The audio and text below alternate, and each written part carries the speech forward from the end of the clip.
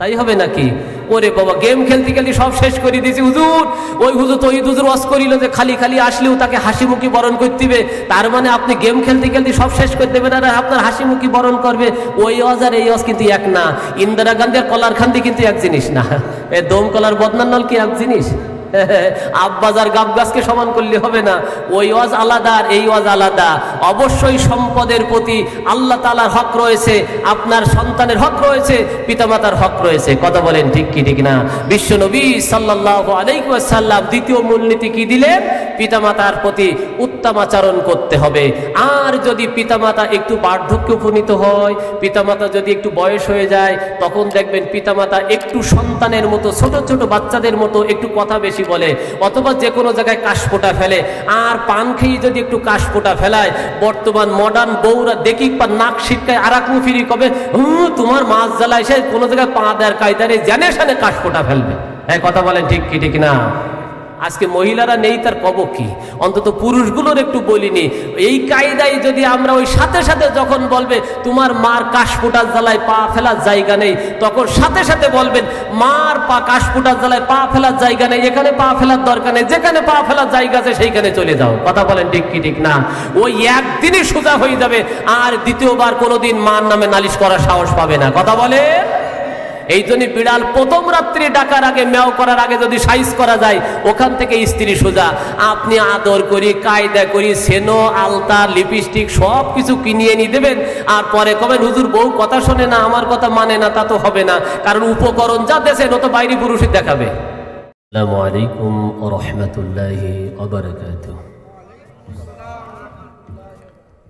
সবাই কেমন আছেন? আলহামদুলিল্লাহ, আল্লাহ তাআলার মেহেরবানিতে আল্লাহ তাআলা আমাকেও ভালো রেখেছে।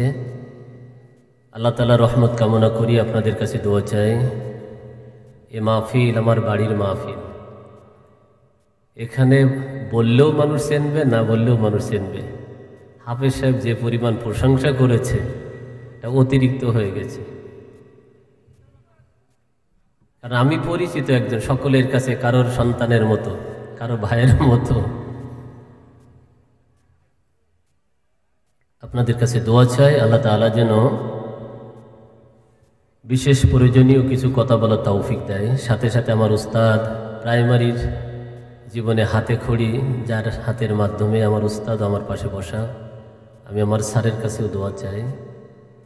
সাথে সাথে মাইকের আওয়াজ যত দূরে যাচ্ছে, সকলেই আমার প্রিয় মানুষ, আমার প্রতিবেশী, আমার মা, আমার ভাইয়েরা, সকলেই দোয়া করবেন আল্লাহ পাক রব্বুল আলামিন যেন কিছু প্রয়োজনীয় কথা বলার তৌফিক দেয়। এখানে আসলে অনেক জ্ঞানী মানুষ উপস্থিত হয়েছেন, যাদের পায়ের ধুলির সমান আমি নয়, কিন্তু বক্তা হিসাবে আসলে চেয়ারে বসতে হয়, তা না হলে তাদের নিচেই আমাকে বসতে হতো। অনেক সম্মানী ব্যক্তিরা নিচে বসা আছেন, স্নেহের বড় ভাইয়েরা, তাদের কাছেও ক্ষমা চাই। আলহামদুলিল্লাহ, আলহামদুলিল্লাহি রাব্বিল আলামিন, والصلاة والسلام على رسوله محمد وعلى آله وأصحابه أجمعين. أما بعد، فقد قال الله تعالى في كلامه المجيد وفرقانه الحميد. সবাই জবান খুলে বলি أعوذ بالله من الشيطان الرجيم. بسم الله الرحمن الرحيم.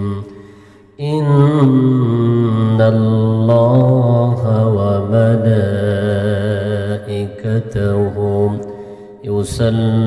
يصلون على النبي يا أيها الذين آمنوا صلوا عليه وسلموا تسليما اللهم صل على محمد وعلى آل محمد كما صليت على إبراهيم وعلى آل إبراهيم إنك حميد مجيد এই দুরূদ আমরা পারি না কোন সময় পড়তে হয় আমি কালীগঞ্জে মাহফিলে গেলাম এই দুরূদ মোটে ওরা পড়বে না কসে ও তো নামাজে পড়তে হয় নলতা শরীফের পাশে কই ও তো নামাজের দুরূদ ও দুরূদ এখন পড়বো কেন এখন পড়তে হবে ওই যে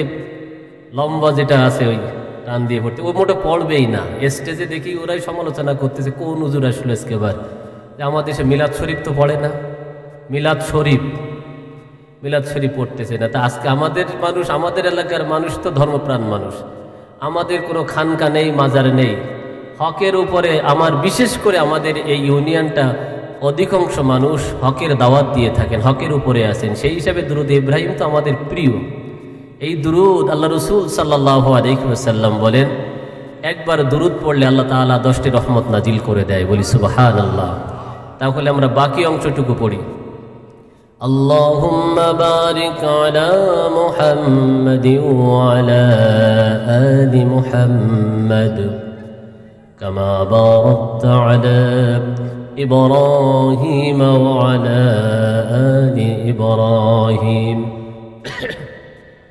إنك حميد مجيد بلغ العلا بكماله كشف الدجى بجماله حسنت جميع خصاله صلوا عليه وآله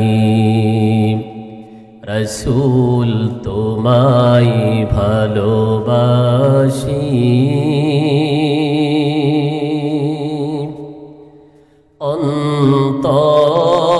অন্তরে শুধুই মুখে না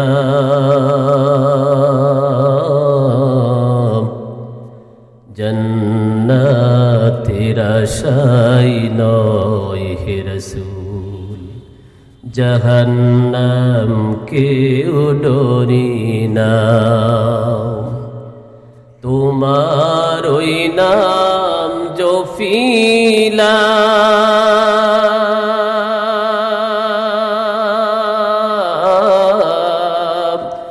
এ চোখে দেখলাম না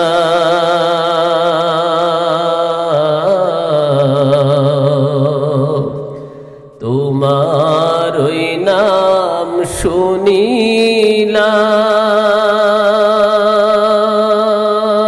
শুনিলাম এ চোখে দেখলাম না এ আশিকের দিদার দাও না আর দূরে থাকিও না বালাগাল উলা বিকামালিহি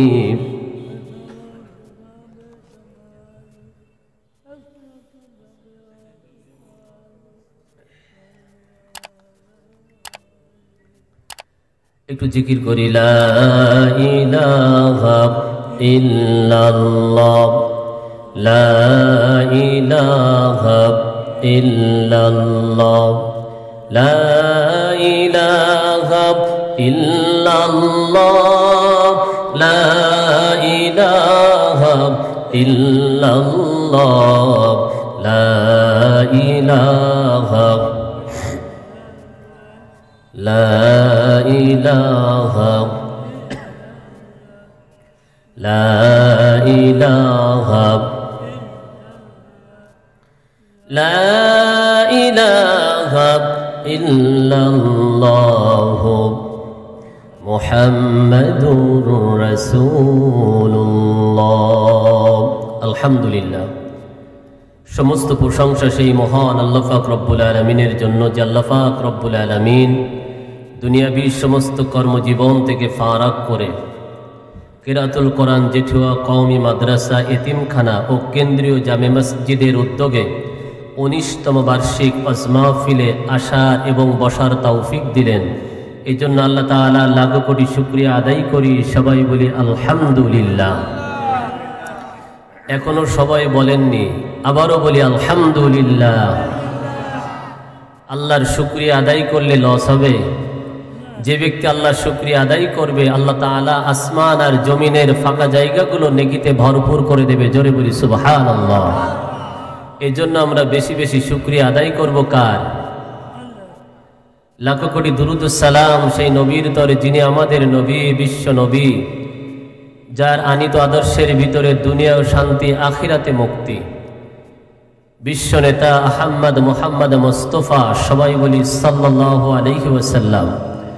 মাগফিরাত কামনা করি হযরত আদম আলাইহিস সালাম থেকে নিয়ে আজ পর্যন্ত যত মুসলমান নরনারী দুনিয়া থেকে চিরবিদায় নিয়ে গহীন অন্ধকার কবরে শায়িত হয়ে আছে, তথা আল্লাহর দ্বীন আল্লাহর জমিনে প্রতিষ্ঠার লগ্নে আজ পর্যন্ত যারা সময়, শ্রম, মেধা খাটিয়ে অক্লান্ত পরিশ্রম করে এ জাতির কাছে কোরআনের মতো একটি দৌলত তুলে দিয়ে পরপারে পাড়ি দিয়েছেন, এই সোনার বাংলাকে দ্বিতীয়বার স্বাধীন করে ৫ই আগস্টে ফ্যাসিবাদ সরকারের পতন ঘটিয়ে সোনার বাংলা উপহার দেওয়ার জন্য যারা জীবনটাকে ফোটান্ত গোলাপের মতো জীবনটাকে ঝরিয়ে পরপারের উদ্দেশ্যে চলে গিয়েছে, যারা পরিমাণ ইমানের বিনিময় হলেও আল্লাহ তাআলা তাদেরকে মাফ করে জান্নাতুল ফেরদাউসের অধিবাসী করুক বলে আমিন। সবাই বলে আল্লাহুম্মা আমিন। সম্মানিত উপস্থিতি, আজকের মাহফিলের সভাপতির আসন অলঙ্কৃত করে আমাদেরকে ধন্য করেছেন হাজারো মানুষের শিক্ষক, মানুষ গড়ার কারিগর, অত্র ইউনিয়নের সকলের শ্রদ্ধাভাজন ব্যক্তিত্ব আলহা শেখ আব্দুল খালেক সাহেব। আজকের মাহফিলের প্রধান অতিথি হিসাবে আমাদের মাঝে উপস্থিত হবেন নন্দিত জননেতা, সকলের শ্রদ্ধাভাজন ব্যক্তিত্ব, বারবার নির্বাচিত চেয়ারম্যান, বিশিষ্ট দিন দরদি এম মফিদুল হক লিটু সাহেব, চেয়ারম্যান 11 নম্বর জালালপুর ইউনিয়ন। আজকের মাহফিলের প্রধান বক্তা হিসাবে আমাদের মাঝে উপস্থিত হবেন আন্তর্জাতিক খ্যাতি সম্পন্ন মুফাসসিরে কোরআন, সুললিত কণ্ঠের অধিকারী, বিশিষ্ট ইসলামী চিন্তাবিদ জনাব হযরত মাওলানা কারি মাহদি আল হাসান সিলেট। আজকের মাহফিলের আখেরি মোনাজাত পরিচালনায় যিনি আমাদেরকে কায়মনা বাক্যে আল্লাহ তাআলার কাছে সঁপে দিবেন, বিশিষ্ট ইসলামী চিন্তাবিদ জনাব হযরত মাওলানা মুফতি কুদরতুল্লাহ কাসেমি সাহেব। আজকের মাহফিলের উপস্থিত ওলামায়ে কেরাম, আরো উপস্থিত হবেন এস এম লিয়াকত হোসেন, সাবেক চেয়ারম্যান 10 নম্বর খেরসা ইউনিয়ন, সরদার সোহরাব হোসেন, সভাপতি 11 নম্বর জালালপুর ইউনিয়ন বিএনপি। উপস্থিত হবেন জনাব হযরত মাওলানা আব্দুল হাকিম গোলদার, আমার শ্রদ্ধেয় চাচা। উপস্থিত হবেন অত্র ওয়ার্ডের স্বনামধন্য মেম্বার খান আব্দুল কাইম। ইতিমধ্যে আমাদের মাঝে উপস্থিত হয়েছেন জনাব হযরত মাওলানা এফ এম আসাদুল হক সাহেব, ধর্মীয় ব্যক্তিত্ব, আমাদের সকলের শ্রদ্ধেয় বড় ভাই। উপস্থিত হবেন সহকারী অধ্যাপক খলিলুর রহমান, তালা মহিলা কলেজ। উপস্থিত হবেন শেখ আব্দুল্লাহ মানা, সাবেক ছাত্র নেতা। উপস্থিত হয়েছেন আমার শ্রদ্ধাভাজন ব্যক্তিত্ব শেখ আব্দুর রশিদ, ইউপি সদস্য। আজকের আমন্ত্রিত অতিথি যারা আছেন তাদেরকে আমি স্টেজে আসার জন্য বিনয়ের সাথে অনুরোধ জানাচ্ছি। সাথে সাথে আজকের মাহফিলের সার্বিক পরিচালনায়, মাহফিল উপস্থাপনা সহ সার্বিক পরিচালনার দায়িত্বে আছেন অত্র প্রতিষ্ঠানের স্বনামধন্য হাফেজ, সকলের শ্রদ্ধাভাজন ব্যক্তিত্ব, কেন্দ্রীয় জামে মসজিদের সম্মানিত খতিব হাফেজ মাওলানা আব্দুল আলিম সাহেব ও পরিচালনার দায়িত্বে আছেন সহকারী হিসাবে আমার শ্রদ্ধেয় ছোট ভাই মুফতি আব্দুল কাদের সাহেব। সম্মানিত উপস্থিতি, আল্লাহ পাক রব্বুল আলামিন আমাদেরকে কোরআনের এই মাহফিলে আসার এবং বসার তৌফিক দিলেন, এজন্য আমরা খুশি না বেজার? আজকে এখানে আলেমদের মিলন মেলা হবে, অগণিত আলেম আসবে। ইতিমধ্যে আমাদের মাঝে আরো উপস্থিত হয়েছেন যেটা প্যারেন্টস মাদ্রাসার সুযোগ্য পরিচালক হযরত মাওলানা জাহিদুল ইসলাম, উপস্থিত হয়েছেন আমাদের মেম্বার আব্দুল কাইম ভাই, আরো যারা আলেম ওলামা, হাফেজে কোরআন, মসজিদের ইমাম হাজিউল হারামাইন, আপনাদের জন্য বিশেষভাবে বসার ব্যবস্থা করা হয়েছে। আপনারা এখানে এসে আসন গ্রহণ করবেন আশা করি ইনশাল্লাহ। আসুন আমরা অল্প সময় একটু আলোচনার দিকে চলে যাই। দুঃসংবাদ হলো মাহফিলের ময়দানে যত লোক আছে তার চেয়ে বাজারে লোক বসে বেশি। আসলে জাতি দুর্ভাগ্য, যখনই বছরে একটা দিন দুইটা দিন মাঝে মাঝে কোরআনের জন্য ডাকা হয় তখন আমরা দূরে সরে যাই। এমন একটা সময় আমাদের মাঝে আসবে যে সময় আমরা কোরআন থেকে দূরে থাকার কারণে, ইসলাম থেকে দূরে থাকার কারণে আল্লাহ পাক রব্বুল আলামিনের কাছে বারবার দোয়া করতে থাকবো, আল্লাহ দোয়া কবুল করবে না। রাখাইনবাসী মিয়ানমার থেকে মুসলমানদেরকে তাড়িয়ে দিয়েছে। মিয়ানমারে মুসলমান যারা ছিল তারা নামাজ ঠিকমতো আদায় করতো না, দাড়ি রাখতো না, ইসলামের পথে চলতো না, যার কারণে তারা ওই কাফের বেঈমানদের কাছে মার খেয়ে দেশ ছাড়া হতে হয়েছে। এমন একটা অবস্থা আমাদের মাঝেও ছিল। আল্লাহ পাক রব্বুল আলামিনের খাস মেহেরবানিতে আল্লাহ তাআলা আমাদেরকে সেই অন্ধকারাচ্ছন্ন পৃথিবী থেকে সূর্যের আলো দিয়ে বাংলাদেশটাকে কবুল করেছেন বলি আলহামদুলিল্লাহ। আসুন, আল্লাহ পাক রব্বুল আলামিন আমাদের প্রতি কেন দয়া করলেন, কেন মায়া করলেন? বাংলার জমিনটা হলো মসজিদের জমিন, বাংলার জমিনটা হলো মাদ্রাসার জমিন বলি আলহামদুলিল্লাহ। বাংলাদেশে যে পরিমাণ মসজিদ এবং মাদ্রাসা আছে, প্রতিটা সেকেন্ডেই আল্লাহ পাক রব্বুল আলামিনকে স্মরণ করা হয়। আল্লাহ পাক রব্বুল আলামিন বাংলার জমিনের প্রতি অগণিত নিয়ামত দান করেছেন, যে নিয়ামতগুলো আমরা অন্যদিকে দেখতে পাই না, অন্য দেশে দেখতে পাই না। এই জন্য আল্লাহ পাক রব্বুল আলামিনের শুকরিয়া আদায় করি যে আল্লাহ পাক রব্বুল আলামিন আমাদেরকে রহমত দান করে এ সুন্দর পরিবেশ করে দিয়েছেন। আজকে মাদ্রাসার মাহফিল কোরআনের মাহফিল, মাদ্রাসার মাহফিল হাদিসের মাহফিল, মাদ্রাসার মাহফিল মানুষ গড়ার আলোচনা হবে ইনশাআল্লাহ। এই উদ্দেশ্যে আমরা আর বিলম্ব না করে, আমাদের প্রধান বক্তা খুব তাড়াতাড়ি চলে আসবেন, আমরা মাহফিলের ময়দানে এসে বসে যাই, অল্প সময়ের জন্য আমরা আলোচনা শুনতে থাকি। আল্লাহ পাক রব্বুল আলামিন মহাগ্রন্থ আল কোরআন নাজিল করে দিয়ে এ গোটা পৃথিবীবাসীকে জানিয়ে দিয়েছেন, আমি মহাগ্রন্থ আল কোরআন নাজিল করেছি, আবার কোরআনের মাধ্যমে ভালো মন্দ মানুষকে আমি খুঁজে নিয়েছি। আল্লাহ পাক রব্বুল আলামিন মহাগ্রন্থ আল কোরআনের ভিতরে সূরা কাফির নাজিল করেছেন, আবার সূরা মুমিন নাজিল করেছেন, আবার প্রথম সূরার ভিতরে আল্লাহ পাক রব্বুল আলামিন মুমিন এবং মুনাফিকের বর্ণনা করেছেন, আবার কোরআনের ভিতরে সূরা মুনাফিক নামেও সূরা নাজিল করেছেন। তো সেই আল্লাহ পাক রব্বুল আলামিন মহাগ্রন্থ আল কোরআন নাজিল করেছেন এই কারণে প্রতিটা মানুষ কিভাবে তার জীবন পরিচালনা করবে, সংসার পরিচালনা করবে, পরিবার পরিচালনা করবে, সমাজ পরিচালনা করবে, এ কারণেই আল্লাহ পাক রব্বুল আলামিন মহাগ্রন্থ আল কোরআন নাজিল করে দিয়েছেন বলি আলহামদুলিল্লাহ। আল্লাহ পাক রব্বুল আলামিন আমার নবী বিশ্ব নবী সাল্লাল্লাহু আলাইহি ওয়াসাল্লাম যখন মক্কা নগরীতে আগমন করলেন, এমনই একটা সময় ছিল যে সময়টা ছিল আমরা জানি বর্বরতার যুগ বলা হয়, জাহিলি যুগ বলা হয়। সেই জাহিলি যুগে আমার নবীকে আল্লাহ পাক রব্বুল আলামিন পৃথিবীর জমিনে পাঠালেন। একজন মক্কার ইয়াতিম সন্তান হিসাবে মক্কা নগরীতে তিনি পরিচিতি লাভ করলেন। আল্লাহ পাক রব্বুল আলামিন দেখলেন মক্কা নগরী পরিচালনা করার জন্য মুহাম্মদকে আমি পাঠিয়েছি, কিন্তু মুহাম্মদকে দিয়ে শুধু মক্কা নগরী পরিচালনা না, মুহাম্মদকে দিয়ে গোটা পৃথিবী পরিচালনা করতে হবে। জোরে বলি সুবহানাল্লাহ। এই কারণে আল্লাহ পাক রব্বুল আলামিন আমার নবী বিশ্ব নবীকে মেরাজ নামক একটি ঘটনা ঘটালেন। পৃথিবী থেকে নিয়ে আমার নবী বিশ্ব নবী সাল্লাল্লাহু আলাইহি ওয়াসাল্লামকে আল্লাহ পাক রব্বুল আলামিন আসমান দেখালেন, জান্নাত জাহান্নাম দেখালেন। আল্লাহ তাআলার কুদরতি কদমে সিজদায় পড়ে আল্লাহ তাআলার সাথে কিছু কথোপকথন হলো।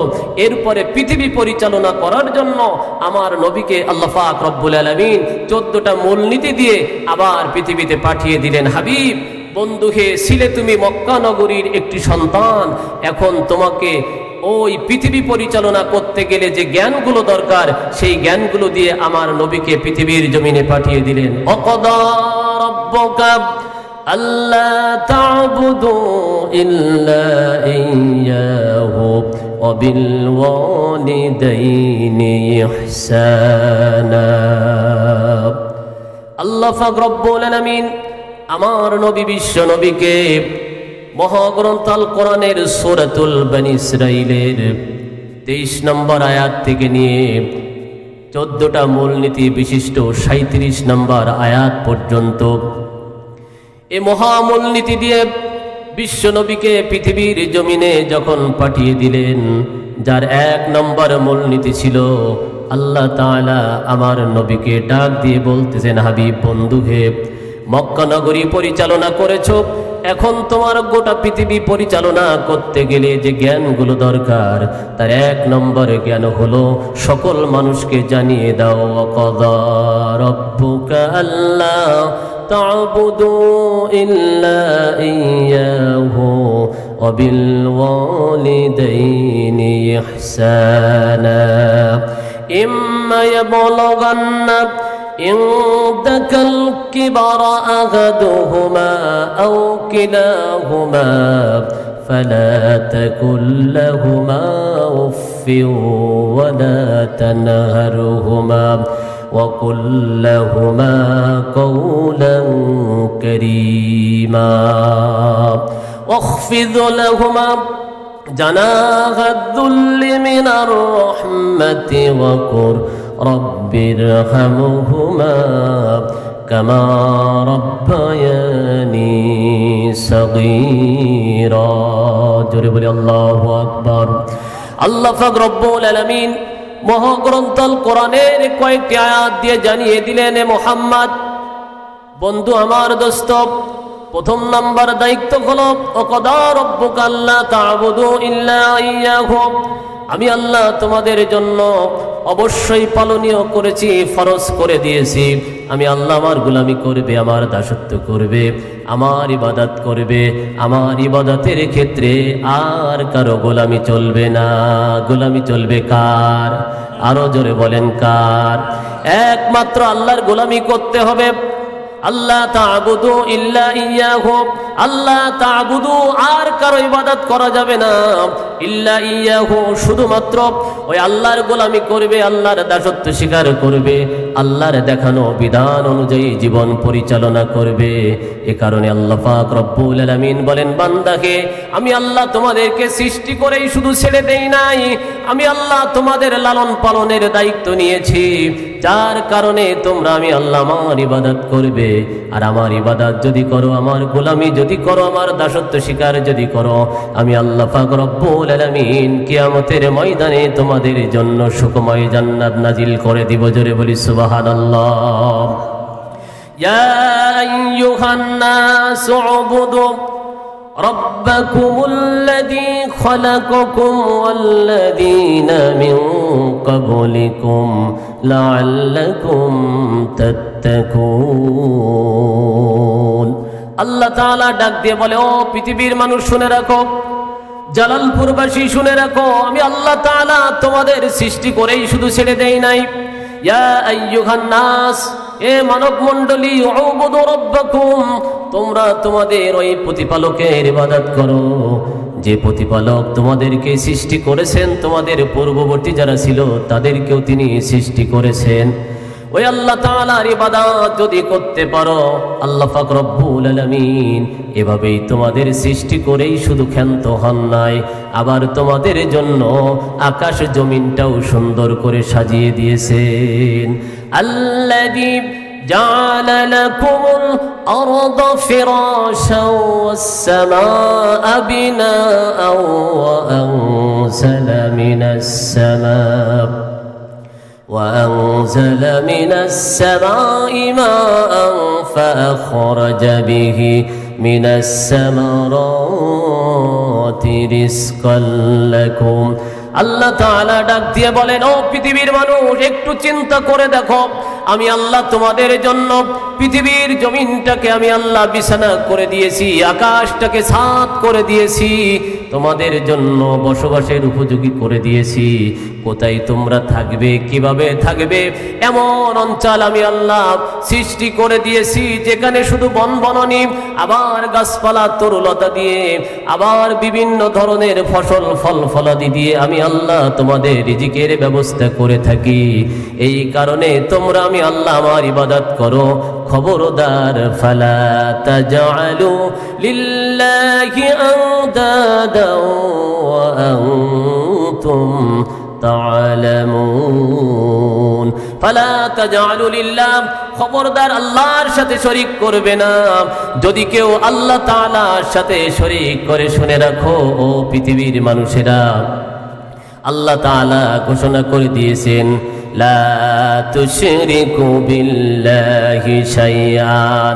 তোমাদের জীবন যাপন করতে গেলে অনেক সময় শিরিকের সম্মুখীন হতে পারো। খবরদার, এই ক্ষমতা দেখে, ক্ষমতা পাওয়ার পরে ক্ষমতার লোভে পড়ে আমি আল্লাহ তাআলার সাথে শরীক করবে না। যারা আমি আল্লাহ তাআলার সাথে শরীক করেছে, গোটা পৃথিবীর জমিন সাক্ষী দিয়েছে, আস্তে আস্তে করে তারা নিঃশেষ হয়েছে, এই জমিন তাদেরকে গ্রাস করে নিয়েছে। এজন্য আল্লাহ তাআলা ডাক দিয়ে বলেন, বান্দাকে ইবাদত করবে আমার, আমি আল্লাহ তোমাকে সৃষ্টি করেছি কত সুন্দর করে। ওয়াকাদা রাব্বুকা আল্লা তা'বুদু ইল্লা ইয়্যাহু ওয়া বিল ওয়ালিদাইনি ইহসানা। আমি আল্লাহ আমার ইবাদত করবে। তোমরা যদি তোমাদের সৃষ্টির দিকে একটু নজর করে দেখো, দেখতে পাবে আমি আল্লাহ তোমাদের দুইটা পাও কত সুন্দর করে চলার গতি করে দিয়েছি, দুইটা হাত দিয়েছি, তোমাদের কর্ণ নাসিকা দিয়েছি, আবার সুন্দর করে দাঁতগুলো সাজিয়ে দিয়েছি। আমি আল্লাহ সুঠাম দেহের একটা অধিকারী করে দিয়েছি। একটু নজর করো, যদি তোমাদের সামনে প্রতিবন্ধী কেউ পড়ে, তাহলে সেখান থেকেই তোমরা জ্ঞান লাভ করে নাও। যদি তোমাদের সামনে কেউ অন্ধ পড়ে, সেখান থেকে জ্ঞান লাভ করে নাও। তোমাদের সামনে যদি কোনো সৃষ্টির বিকৃতি দেখো, সেখান থেকেই তোমরা জ্ঞান লাভ করে নাও। আমি আল্লাহ তাআলা তোমাদেরকে তো পশু পাখি বানাইলেও বানাইতে পারতাম, এমন পশু পাখি না বানাইয়া যখন আমি আল্লাহ তোমাকে আশরাফুল মাখলুকাত বানিয়ে পৃথিবীর ভিতরে শ্রেষ্ঠ সম্পদ দান করেছি, এই কারণে আমি আল্লাহ তোমাদের ইবাদতের ঘোষণা দিয়েছি। ইবাদত হবে কার? গোলামি হবে কার? আমরা মনে করি ইবাদত মানে শুধু নামাজ। নামাজ, রোজা, হজ, যাকাতের ভিতরে ইবাদত সীমাবদ্ধ নয়। ইবাদত মানে হলো আমার জীবন শুরু হয়েছে, আমি বুঝতে শিখেছি মৃত্যুর পূর্ব মুহূর্ত পর্যন্ত আল্লাহ তাআলার হুকুম মোতাবেক আমার জীবন পরিচালনা হবে। আল্লাহর হুকুমের বাইরে আমার জীবন চলতে পারে না। এটাই হলো একজন মুসলমানের ইবাদত। আর যদি আমরা আল্লাহর হুকুমের বাইরে জীবন পরিচালনা করি, হাজার চেষ্টা করলেও আমাদের দোয়া কবুল হবে না। ঘোষণা দিয়েছেন বিশ্বনবী সাল্লাল্লাহু আলাইহি ওয়াসাল্লাম। বিশ্বনবী বলেন, যখন সৎ কাজের আদেশ আর অসৎ কাজের নিষেধ বন্ধ হয়ে যাবে, মানুষ আমার কাছে ডাকবে, আল্লাহ তাআলাকে ডাকবে, আল্লাহ পাক রব্বুল আলামিন দোয়া কবুল করবেন না। এজন্য সুখে দুঃখে সর্বক্ষেত্রে আল্লাহ তাআলার গোলামি করতে হবে, হুকুম পালন করতে হবে। কারণ এই সুন্দর পৃথিবীতে যে আল্লাহ পাক রব্বুল আলামিন আপনাকে আমাকে সুন্দরভাবে সৃষ্টি করে পাঠিয়েছেন, এজন্য এক নম্বর দায়িত্ব আল্লাহ তাআলা বলেছেন আমার ইবাদত করো। দুনিয়ার কারো দাসত্ব স্বীকার করা যাবে না, গোলামি করা যাবে না। আমরা ক্ষমতা পাওয়ার জন্য অনেক সময় আমাদের ঈমানকেও আমরা জলাঞ্জলি দিয়ে থাকি। ঈমান হারা হয়ে যদি কবরে যায়, আপনি পিছনে যা করেছেন কোনো আমল আপনার কাজে লাগবে না। এজন্য মৃত্যুর সময়টা হলো ইন্নামাল আমালু বিল খাওয়াতিম, আপনার শেষ আমলই হবে আল্লাহ তাআলার কাছে গ্রহণযোগ্য। আপনার শেষ ফলটা কোন অবস্থায় আপনি মৃত্যুবরণ করেছেন। আপনি যদি নামাজ পড়া অবস্থায় মৃত্যুবরণ করেন, কিয়ামতের ময়দানে আপনি নামাজ পড়া অবস্থায় উঠবেন। আপনি যদি জমির আইল চাষা অবস্থায় মৃত্যুবরণ করেন, কিয়ামতের ময়দানে সে অবস্থায় উঠবেন। আপনি যদি সুদী কারবারের সাথে জড়িত থাকা অবস্থায় মৃত্যুবরণ করেন, আপনাকে কিয়ামতের ময়দানে সেইভাবে উঠতে হবে। আপনি যদি মারামারি অবস্থায় মৃত্যুবরণ করেন, আপনাকে সেই মারামারি অবস্থায় উঠতে হবে। আপনি যদি আল্লাহর দ্বীন জমিনে প্রতিষ্ঠার জন্য জীবনটা বিলিয়ে দিয়ে রাজপথে মৃত্যুবরণ করেন, আল্লাহ তাআলার সামনে আপনাকে সেভাবেই উঠানো হবে। কথা বলেন ঠিক কি ঠিক না? এই জন্য আল্লাহর দ্বীন জমিনে প্রতিষ্ঠার জন্য যখনই আমাদের যেভাবেই ডাক আসুক, সেটা মাদ্রাসার মাধ্যমে হতে পারে, ওয়াজ মাহফিলের মাধ্যমে হতে পারে, দিন প্রচারের মাধ্যমে হতে পারে, আল্লাহর পথে সংগ্রামের মাধ্যমে হতে পারে। কথা বলেন ঠিক কি ঠিক না? এটা হলো এক নাম্বার দাবি। আল্লাহ তাআলা জীবন দিয়েছেন, এই জীবনটাও আল্লাহ রাস্তায় ব্যয় করতে হবে। কথা বলেন ঠিক কি ঠিক না? জমিন দিয়েছেন কে? জীবন দিয়েছেন কে? সৃষ্টি করেছেন কে? আবার মৃত্যু দিবেন কে? যেমন তুমি দিলে জমিন, দিয়েছো আসমান, সুখের সমাজ গড়তে দিলে তেমনি কোরআন তোমার দয়ায় ফোরান, দয়ায় ফোরান, দয়ায় ফোরান তোমার দয়ায় ফোরান। কথা বলেন ঠিক কি ঠিক না? আল্লাহ পাক রব্বুল আলামিন বান্দাদেরকে দয়া করে মায়া করে সুন্দর একটি জীবন দান করেছেন, সাথে সাথে গাইডলাইন হিসাবে কোরআন নাজিল করেছেন। বিশ্বনবী সাল্লাল্লাহু আলাইহি ওয়াসাল্লামকে পাঠিয়েছেন। অগণিত নবী রাসূল পৃথিবীর জমিনে এসেছে আমাদের জন্য। যিনি নির্ধারিত হয়েছেন তিনি হলেন বিশ্বনবী মুহাম্মদুর রাসূলুল্লাহ। সবাই বলি সাল্লাল্লাহু আলাইহি ওয়াসাল্লাম। বিশ্বনবী সাল্লাল্লাহু আলাইহি ওয়াসাল্লাম যখন মেরাজে গেলেন, 14টা মূলনীতি পেয়েছেন। এক নম্বর মূলনীতি হলো আল্লাহর সাথে কারো শরীক করা যাবে না।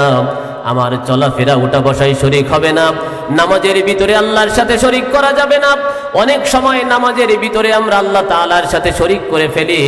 মানুষ যখন পাশে নামাজ পড়ে তখন নামাজটা সুন্দর করে পড়ি, আর আশেপাশে যখন কেউ থাকে না তখন নামাজটা তাড়াহুড়া করে পড়ি। কথা বলেন ঠিক কি ঠিক না? এটা হলো নামাজের ভিতরে শিরিক করা। বহুত মানুষ আছে যখন নামাজ পড়ে, নামাজের ভিতরে আশেপাশে যদি লোক থাকে, কেউ দেখতেছে, তখন নামাজটা একটু ধীর স্থির ভাবে পড়ে। কেউ নেই, কোন রকম ঠুকঠাক করে 2টা সেজদা দিয়ে চলে যায়। কথা বলেন ঠিক কি ঠিক না? নামাজের ভিতরে শিরিক হয়ে যায় আমাদের।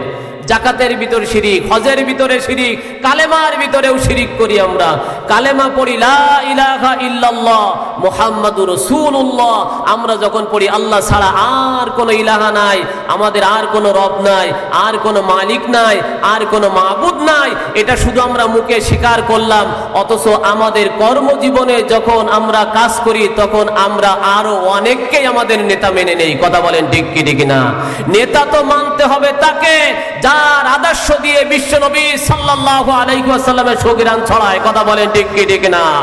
নেতা তো হবে সেই যাকে দেখলে আল্লাহ পাক রব্বুল আলামিনকে স্মরণে আসে। কথা বলেন। এই জন্য নেতা মানতে গেলে নেতা নির্বাচনও করতে হবে সেইভাবে। আমার আল্লাহ পাক রব্বুল আলামিন বিশ্বনবী সাল্লাল্লাহু আলাইহি ওয়াসাল্লামকে যখন নেতা হিসাবে জানিয়ে দিলেন, আর জানিয়ে দিলেন পৃথিবীর মানুষ শুনে রাখো, তোমরা তো লেলিনের আদর্শ ধরেছ, কালমাসের আদর্শ ধরেছ, এক একজনের আদর্শ ধরে জীবন পরিচালনা করতেছ। শুনে রাখো, আমি আল্লাহ তাআলা তোমাদের জন্য এমন একজন নেতা নির্বাচন করে দিলাম, যে নেতা যখন রাস্তা দিয়ে চলবে, নেতার কিছু দূর থেকেও ঘেরান ছড়াবে। জোরে বলি সুবহানাল্লাহ। আমি আল্লাহ তাআলা এমন একজন নেতা নির্বাচন করে দিলাম, যে নেতা তোমাদের কাছে কোনো প্রতিদান চায় না। এমন একজন নেতা নির্বাচন করে দিলাম, যে নেতা বিশ্বনবী সাল্লাল্লাহু আলাইহি ওয়াসাল্লাম, একজন মহামানবকে তোমাদের জন্য নেতা নির্বাচন করে দিলাম। আর যার চরিত্র সম্পর্কে আমি আল্লাহ তাআলা নিজেই কোরআনের ভিতরে ঘোষণা করে দিলাম। লাকাদ কানা লাকুম ফি রাসূলিল্লাহি উসওয়াতুন হাসানা। আমার আল্লাহ তাআলা জানিয়ে দিলেন, শুনে রাখো, এমন একজন নেতা তোমাদের মাঝে পাঠিয়ে দিলাম যার ভিতরেই রয়েছে তোমাদের জন্য উত্তম আদর্শ। জোরে বলি সুবহানাল্লাহ। এমন নেতা আল্লাহ তাআলা আমাদের জন্য নির্বাচন করে দিলেন। ওই নেতার আদর্শ কি ছিল? যে নেতা যখন রাস্তা দিয়ে চলতেন, গাছপালা তরুলতা পর্যন্ত আমার নবীকে সালাম দিত। সাহাবীরা বললেন, ইয়া রাসূলুল্লাহ, ইয়া হাবিবাল্লাহ, কোন মানুষ দেখি না সালামের আওয়াজ আসে কোথা থেকে? বিশ্ব নবী সাল্লাল্লাহু আলাইহি ওয়াসাল্লাম জানিয়ে দিলেন, আমি শুধু তোমাদের জন্য নবী নয়, আমি গোটা পৃথিবীর মাখলুকের জন্য নবী। জোরে বলি সুবহানাল্লাহ। গোটা পৃথিবীর মাখলুকের জন্য নবী। কাফের বেঈমানদের জন্য আমার নবী রহমত স্বরূপ আল্লাহ তাআলা ঘোষণা করে দিয়েছেন। নবী শুধু মুহাম্মাদের জন্য নয়, কাফের বেঈমানদের জন্য বিশ্ব নবী রহমত স্বরূপ নাজিল হয়েছে। তার প্রমাণ হলো অনেক নবীরা দোয়া করেছেন, আল্লাহ তাআলা আমার জাতি আমার সাথে বিট্রাই করেছে, আমার পথ তারা ধরে নাই, আমার প্রতি তারা জুলুম নির্যাতন করেছে, তাদেরকে ধ্বংস করে দাও। আর আমার নবী বিশ্ব নবী দোয়া করেছেন, মালিক আল্লাহ, আমার নবী দোয়া করেছেন, মালিক আল্লাহ, আমার উম্মতদেরকে তুমি কখনো আযাব গজব দিয়ে ধ্বংস করে দিও না। ওই ইসকনবাসী যারা আমার নবীকে নিয়ে গালি দেয়, নবীকে নিয়ে কটূক্তি করে, আজ বাংলার জমিনের ভিতরে ফিতনা সৃষ্টি করার জন্য চিন্ময় দাস নামে একজন কুখ্যাত বেয়াদব বাংলাদেশে আবির্ভাব হয়েছে। ইহুদি চক্রান্ত নিয়ে তাদের জন্ম হলো ওই আমেরিকায়, সেখান থেকে তারা ইসরায়েলে বসবাস করে, আর ভারতের সহযোগিতা নিয়ে বাংলাদেশের জমিনে এমন একটা অরাজকতা সৃষ্টি করার চেষ্টা করতেছে, যাতে করে এই দেশের প্রতি আবার ওই পশ্চিমাদের নজর পড়ে যায়। এমন একটা দেশ যখন অশান্তি, অনাচার, দুরাচার, সমস্ত অন্যায় দূরীভূত হয়ে সুন্দর সোনার বাংলা রূপ নিয়ে মানুষ যখন তার অধিকার নিয়ে ব্যস্ত হয়েছে, মানুষ যখন শান্তিতে বসবাস করা শুরু করেছে, হিন্দুরা তাদের পূজা অর্চনা সুন্দরভাবে পরিচালনা করতেছে, এমনই একটা অবস্থায় ওই ভারতের ইন্ধনে ইসকনবাসী এই দেশে ষড়যন্ত্র করে আবার বিশৃঙ্খলা সৃষ্টি করার চেষ্টা করতেছে। শুনে রাখো হিন্দু দাদারা, আজকে ইসকনবাসী কিন্তু তোমারও শত্রু, শুধু মুসলমানের নয়। ইসকনের সদস্য যারা, তারা অধিকাংশ হলো ইহুদি চক্রান্ত। আমার নবী বিশ্ব নবী সাল্লাল্লাহু আলাইহি ওয়াসাল্লামের সময়ও ছিল। একটু ফিরে যেতে হবে। আমার নবী বিশ্ব নবী যখন মক্কা থেকে হিজরত করে মদিনায় চলে গেলেন, মদিনার 170 কিলো দূরে খয়বার নামে একটি জায়গা ছিল। ওই খয়বারে কিছু কৃষকের বসবাস ছিল, কৃষি কাজ করত। খয়বারবাসীরা অধিকাংশ কৃষক মানুষ। আর মক্কা থেকে যারা ইহুদি কাফেররা ছিল, খয়বারে এসে তারা আস্তানা গাড়লো। খয়বারে এসে আস্তানা গাড়ে খয়বারবাসীকে বোঝানোর চেষ্টা করলো, শুনে রাখো, মুহাম্মদ নামে একজন মক্কা থেকে আমরা তাড়িয়ে দিয়েছি, মদিনাতে এসেছে। মদিনা এসে তোমাদের মাঝে অবস্থান করতেছে। এই মুহাম্মদকে যদি তোমরা সহজে মেনে নাও, তাহলে তোমাদেরকেও শেষ করে দেবে। মুহাম্মাদের দলে যখন লোকজন ভারী হয়ে যাবে, তোমাদেরকেও শেষ করে দেবে। মুহাম্মদ জানো না, আমাদের ধর্মের মুখে চুনকালি দিয়েছে, আমাদের ধর্মের বিরোধিতা করেছে, যার কারণে আমরা মক্কা থেকে তাকে তাড়িয়ে দিয়েছি, মদিনা এসে আশ্রয় নিয়েছে। ও খয়বারবাসী, অচিরেই মুহাম্মাদের দলবল তোমাদের উপর আক্রমণ করবে। আসো আমরা মক্কাবাসী আর খয়বার এক হয়ে মুহাম্মাদের দলকে চিরতরে বিদায় করে দেই। আমার নবী বিশ্ব নবী ইহুদি চক্রান্ত বুঝতে পারলেন, সাহাবীদের নিয়ে পরামর্শ বৈঠকে বসে বললেন, এবার খয়বারে আমাদের যুদ্ধ করতে যেতে হবে, জিহাদের জন্য তৈরি হতে হবে। খয়বারটা যদি আমাদের দখলে আসে, তাহলে আমাদের ইসলামের প্রচার প্রসার ঘটবে। আর খয়বারে যেহেতু ইহুদিরা এসে গেছে, ইহুদিরা যদি সেখানে আস্তানা গেড়ে নেয়, তাহলে মদিনাতেও আমাদের টিকতে দেবে না। তার প্রমাণ হলো, ফিলিস্তিনের মুসলমানের কাছ থেকে ইসরায়েল এক টুকরা জমি কিনেছিল প্রথম বসবাসের জন্য। ওই ফিলিস্তিনের জমি, অল্প জমি কিনে ইহুদি ইসরায়েলরা বসবাস শুরু করে দিল। আর ইসরায়েলের বংশ বিস্তার করতে করতে এখন ইসরায়েল ফিলিস্তিনবাসীদেরকে চিরতরে শেষ করে দিতেছে। কথা বলেন ঠিক কি না? একইভাবে যখন এই ইহুদি আমার বাংলাদেশে ইসকন নামে আস্তানা গেড়েছে, অচিরেই তাদের দলের ভিতর থেকে সন্ত্রাসী পয়দা হচ্ছে। গতকালকে একজন আইনজীবীকে হত্যা করে ফেলেছে, পুলিশ নীরব ভূমিকা পালন করেছে, কোনো অ্যাকশনে যায় নাই। শুনে রাখো মুসলমান, চোখ কান খোলা রাখতে হবে। ইহুদি চক্রান্ত শুধু ইসরায়েলে নয়, বাংলাদেশেও ঢুকে পড়েছে। কথা বলেন ঠিক কি ঠিক না? খয়বারবাসী যখন ওই ইহুদির প্ররোচনায় আমার নবীর বিরুদ্ধে জিহাদ যুদ্ধ ঘোষণা করে দিল, বিশ্ব নবী 517 জন সাহাবীদেরকে নিয়ে খয়বারের উদ্দেশ্যে রওনা হলেন। সেনাপতি পাঠায়, কিন্তু সেনাপতি ওই খয়বারের যুদ্ধে বিজয় হয় না। যেই সামনে যায়, খয়বারের ইহুদিরা স্লোগান দেয়, কে এসেছো সেনাপতি হয়ে ফিরে যাও। আজকে খয়বারে এমন একজন সেনাপতি রয়েছে, কাফেরদের দলনেতা, নাম তার হলো মারহাব। এই মারহাবের সামনে যে আসবে তাকে কিন্তু চিরতরে বিদায় করে দিবে। কে এসেছো সেনাপতি হয়ে ফিরে যাও। খয়বারে কোনো মুসলমানদের ঠাঁই হবে না। যেই না সেনাপতি হয়ে যায়, আবার ফিরে আসে, ভয় পেয়ে আতঙ্কে ফিরে আসে। বিশ্বনবী বড় চিন্তায় পড়ে গেল। অথচ বিশ্বনবী ঘোষণা দিয়েছেন, আল্লাহ পাক রব্বুল আলামিন যদি চায় 40 দিনের ভিতরে এই খয়বার আমরা বিজয় লাভ করব। জোরে বলি সুবহানাল্লাহ। 40 দিনের একটা টার্গেট দিয়ে দিলেন বিশ্বনবী সাল্লাল্লাহু আলাইহি ওয়াসাল্লাম। 40-এর একটা বরকত আছে। আমরা 40-এর চিল্লা নিয়ে অনেকে ঘৃণা করি। আল্লাহ তাআলা 40-এর বরকত কোরআনের ভিতর অনেক জায়গায় বলেছেন, যার কারণে চিল্লাধারীরা এই 40-এর বরকত নেওয়ার জন্য চিল্লা নাম দিয়েছে। চিল্লা কিন্তু কোরআনে আসেনি, চিল্লা দিতে হবে এটা কোরআনের না, কিন্তু 40-এর বরকতের কারণে 40 দিন এই চিল্লায় চলে যায়, এটা কোরআন থেকে নেওয়া। এজন্য আমরা যারা চিল্লায় যাই তাদেরকে ঘৃণা করব না। যদি তাদেরকে সুদিন প্রচার হয়, তার মানে সাদের দিন নয়, প্রচার হতে হবে মদিনার ইসলাম। কি বলেন ঠিক কি ঠিক না? আল্লাহ রসুল বলেছেন 40 দিনের ভিতরে খয়বারে বিজয় লাভ করবে, কিন্তু সেনাপতি যায় ফিরে আসে, যায় ফিরে আসে। 39 দিন হয়ে গেল, একদিন মাত্র বাকি। কাফেরেরা চিন্তা করলো মুহাম্মাদের কথাও মিথ্যা হয়ে গেছে, মুসলমানদের নেতারও কথা মিথ্যা। জোরে বলি নাউজুবিল্লাহ। একদিন মাত্র বাকি। বিশ্বনবী বলতেছেন, ও সাহাবীরা, ফজরের নামাজ পড়ে বিশ্বনবী ফিরে বসে বলতেছেন, আজকে তোমাদের সে আলী কোথায়? আলী কেন ফজরের নামাজে আসেনি? সাহাবীরা বলতেছেন, ইয়া রাসূলুল্লাহ, রাতে খবর পেয়েছি আলীর চোখ উঠেছে, চোখে ভালো দেখে না, যার কারণে ফজরের নামাজে আলী আসে নাই। আল্লাহর নবী বললেন, তোমরা আলীকে ডাকো, আলীর আমার দরকার। এর আগে ইশার নামাজ পড়ে বিশ্বনবী ঘোষণা দিলেন, আগামীকালকে এমন একজন ব্যক্তি রাতে ঝান্ডা তুলে দেব, যার মাধ্যমে খয়বার বিজয় হবে। জোরে বলি সুবহানাল্লাহ। হযরত আবু বকর চিন্তা করলেন, দায়িত্ব মনে হয় আমি পাবো। ওমর চিন্তা করলেন, দায়িত্ব মনে হয় আমি পাবো। এমনি ভাবে এক একজন চিন্তায় ছিলেন, কে হবে সেই সেনাপতি। আল্লাহ রসুল ফজরের নামাজ পড়ে যখন আলীকে ডেকেছেন, আলীর চোখ উঠেছে। খবর আসা মাত্রই বিশ্বনবী বললেন, যাও আলীকে 2 জন কাঁধে করে মসজিদে নিয়ে আসো। আলীকে 2 জন কাঁধে করে মসজিদে আনা হলো।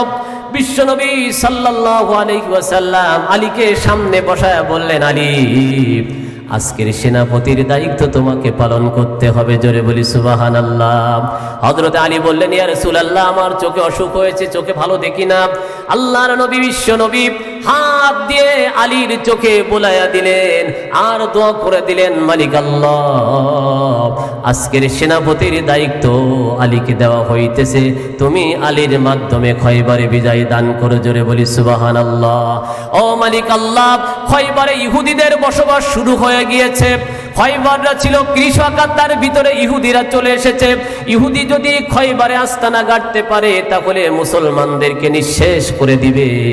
ও মালিক আল্লাহ, তুমি আলীর মাধ্যমে খয়বারে আমাদের বিজয় দান করে দিও। বিশ্বনবী দোয়া করে ছেড়ে দিলেন। আলী জুলফিকার নামক তলোয়ার নিয়ে যখন রওনা হয়ে গিয়েছেন, আর মারহাবের পক্ষে যারা ছিল, খয়বারে যত ইহুদি ছিল, সব ইহুদি দাঁড়িয়ে বলতেছে, কে এসেছে? একটা ছোট যুবক, একটা বালক এসেছে। কেন আজকে আমাদের সাথে জিহাদের জন্য? ও বালক, তুমি ফিরে যাও। তুমি কি চাও তোমার পিতামাতা সন্তান হারা হয়ে যাক? হারিস দৌড়ে এসেছে। হারিস বলল, মারহাব, তোমাকে যাওয়া লাগবে না, তুমি তো শ্রেষ্ঠ সেনাপতি, আমি সাধারণ সেনাপতি গিয়ে আলীকে নিঃশেষ করে দিব, তোমাকে যাওয়া লাগবে না। হারিস যখন সামনে চলে এসেছে, বলতেছে তোমার নাম কি যুবক? বলে আমার নাম আলী। তুমি এসেছো কেন? বলে আমি এসেছি বিশ্ব নবী আমার হাতে সেনাপতির দায়িত্ব দিয়ে ঝান্ডা দিয়ে পাঠিয়েছে কাফেরকে শেষ করার জন্য। জোরে বলি সুবহানাল্লাহ। আলী যখন জন্মগ্রহণ করেছিলেন আলীর নাম ছিল হায়দার আলী। হায়দার নাম রেখেছিলেন, আলীর মা নাম রেখেছিলেন হায়দার। আর হায়দার নাম রাখার কারণে এদিকে মারহাবের মা যখন মারহাব জন্মগ্রহণ করেছিল, মারহাবের মা বলেছিল বাবা আমি দোয়া করি তুই বড় সেনাপতি হবি, একজনের সামনে যাবি না, সে হলো হায়দারের সামনে যাবি না। হায়দারের সামনে গেলি তুই কিন্তু আর ফিরে আসতে পারবি না। যখন হারেস এসেছে বলতেছে আলী তুমি ফিরে যাও, তুমি যুদ্ধ করো না, ফিরে যাও, তুমি তোমার বাপ মায়ের কাছে ফিরে যাও। আলী বলতেছে বিশ্বনবী যখন আমাকে পাঠিয়ে দিয়েছে ফিরে যাওয়ার জন্য নয়। মুসলমান কোনোদিন পৃষ্ঠ প্রদর্শন করে না, মুসলমান বুক দিয়ে আক্রমণ করে। জোরে বলি সুবহানাল্লাহ। মুসলমান কি দিয়ে আক্রমণ করে? মুসলমান কখনো পিঠ পাতায় না। যত বাধা বিপদ আসুক না কেন, জুলুম নির্যাতন অত্যাচার 16টি বছর মুসলমান প্রমাণ করে দিয়েছে মুসলমান কখনো পৃষ্ঠ প্রদর্শন করে ফিরে যায় না। ফাঁসির মঞ্চে উঠেও মুসলমান কোনোদিন জীবন ভিক্ষা চায় না, মুসলমান বুক দিয়ে মোকাবেলা করে। কথা বলেন ঠিক কি ঠিক না?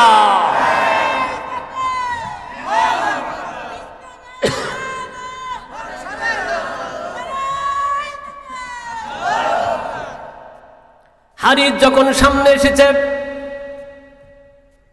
হারিস যখন বাড়াবাড়ি শুরু করে দিয়েছে, আমার নবীর সেনাপতি আলীকে আঘাত করতে যাবে, ছোট্ট একটা আঘাত আমার নবী মনে করে, আমার নবীর সাহাবী আলী মনে করেছে ছোট্ট আঘাত। হারিস যখন আঘাত করেছে তলোয়ার দিয়ে, আলী তখন ঢাল ব্যবহার করে নাই, তলোয়ার ব্যবহার করে নাই, আঘাতটা শুধুমাত্র হাত দিয়ে ধরে একটা ছোট্ট মৃদু আঘাত করেছে। হারিস দুনিয়া থেকে চিরবিদায় নিয়ে চলে গেছে। জোরে বলি আল্লাহু আকবার। এবার মারহাব চিন্তা করলো একে তো ছেড়ে দেওয়া যায় না। মনে করেছিলাম ছোট শিশু বাচ্চা, আসলে এই শিশু নয়। সামনে যখন মারহাব এসে বলতেছে তুমি এসেছো কেন? তুমি কি জানো সকলেই আমাকে ভয় পায়, আমি সেই মারহাব, আমি সবচেয়ে বড় সেনাপতি। আমার সামনে এসে আজ পর্যন্ত কল্লা নিয়ে কেউ ফিরে যেতে পারে নাই। হযরতে আলী বলতেছে শুনে রাখো আমি হলাম হায়দার আলী শেরে খোদা, বিশ্বনবী আমাকে তোমাদের উপরে বাঘ বানিয়ে পাঠিয়েছে। জোরে বলি সুবহানাল্লাহ। যখনই বলেছে আমার নাম সেই হায়দার আলী শেরে খোদা, মারহাবের ভিতরটা একটু দুর্বল হয়ে গিয়েছে। মা ভবিষ্যৎবাণী দিয়েছিল খবরদার হায়দারের সামনে পড়বি না, হায়দারের সামনে পড়লে কিন্তু খবর হয়ে যাবে। এদিক নাক লজ্জায় ফিরে যেতেও পারে না, পালোহান যদি ফিরে যায় তাহলে মুখ দেখানো যায় না। কথা বলেন ঠিক কি ঠিক না? চেষ্টা করতেছে নেতা উড়ে যায় যাক, নেতা বিদেশে যায় যাক, এখনো বুক ফুলে পাছা মোড়াই চলার চেষ্টা করতেছে। কথা বলেন ঠিক কি ঠিক না? চিন্তা করতেছে যে কোনো কায়দায় যে কোনো নাম দিয়ে হলেও মনে হয় আবার চট করে এই দেশে ক্ষমতা বিস্তার করা যাবে। কোশ্চেন কালেও সম্ভব হবে না ইনশাআল্লাহ। কথা বলেন ঠিক কি ঠিক না? ভাইরা রে আমার, মারহাবের মতো সেনাপতি যখন সামনে এসেছে, এবার বলতেছে আলী তুমি তো ছোট মানুষ, তুমি একটা আঘাত করো, আমি প্রতিহত করব। আলী বলেছে ইসলাম এটা কখনো শিক্ষা দেয় না। ইসলামের শিক্ষা হলো আগে তুমি আঘাত করবে, আক্রান্ত হওয়ার পরে তারপরে প্রতিহত করব। ইসলাম কোনোদিন আগে কাউকে আঘাত করে না। কথা বলেন ঠিক কি ঠিক না? ভাইরা রে আমার, ইসলামকে অপব্যাখ্যা করে ইসলামকে জঙ্গি বানানো হয়েছে, ইসলামকে সন্ত্রাসী দল বানানো হয়েছে, ইসলামকে আল বদর বানানো হয়েছে, ইসলামকে আল শামস বানানো হয়েছে। মুসলমান প্রমাণ করে দিয়েছে যারা বক্তব্য দিয়েছিল আমরা যত অপরাধ করেছি, অন্যায় করেছি, জুলুম করেছি, ক্ষমতা ছাড়ার সাথে সাথে 5 লক্ষ লোক মারা যাবে কমপক্ষে। আজকে তাদের বলতে চাই ইসলাম এই শিক্ষা দেয় নাই, ইসলাম শিক্ষা দিয়েছে ক্ষমতা ছাড়ার পরেও 5 জনকেও মরতে হয় না এদেশে। কথা বলেন ঠিক কি ঠিক না? ভাইরা আমার, মুসলমানদের দূরে বসে নাম নিয়ে গালিগালাজ করো, কাছে আসো। কোরআন কি শিক্ষা দেয়, হাদিস কি শিক্ষা দেয়, নবীর আদর্শ কি ছিল দেখো। মারহাব ছোট্ট মানুষ হিসাবে, মারহাব যখন আলীকে ছোট্ট মানুষ দেখেছে, দুর্বল মনে করে বলতেছে, আলী তুমি আঘাত করো, আমি প্রতিহত করব। আলী শিক্ষা দিয়েছে, আমার নবী এটা শিক্ষা দেয় নাই। আমার নবী শিক্ষা দিয়েছে আঘাত করার পরে আত্মরক্ষার্থে তারপরে আমি আক্রমণ করব। মারহাব প্রথম আঘাত করেছে, আলী আঘাতটাকে ফিরিয়ে দিয়েছেন। দ্বিতীয় আঘাত করেছে, আবার ফিরিয়ে দিয়েছেন। তৃতীয়বার যখন আঘাত করেছে বিশ্বনবী সাল্লাল্লাহু আলাইহি ওয়াসাল্লাম তৃতীয়বারের আঘাতটাও ফিরাইয়া দিয়া এবার বলতেছে, মারহাব তৈরি হয়ে যাও হায়দার আলীর একটা আঘাত সহ্য করার জন্য। হায়দার আলী যখন তলোয়ারটা জুলফিকার উঁচু করে আল্লাহু আকবার ধ্বনি দিয়ে একটা মাত্র আঘাত করেছে, আঘাত করার সাথে সাথে মারহাবের ঢালটা দুই খণ্ড হয়ে গেল। মারহাবের মাথা থেকে শুরু করে নিয়ে বডিটা দুই খণ্ড হয়ে গেল, ঘোড়াটাও দুই খণ্ড হয়ে গেল। জোরে বলে আল্লাহু আকবার। ঘোড়াটাও দুই খণ্ড হয়ে গেল।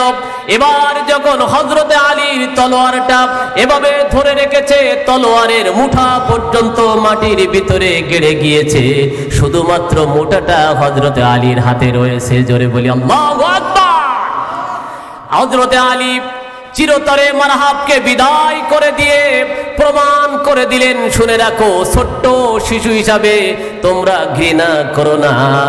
আল্লাহ পাক রব্বুল আলামিন আমাকে শেরে খোদা হযরত আলী নাম দিয়ে আর আমার জন্য দোয়া করে পাঠিয়ে দিয়েছেন।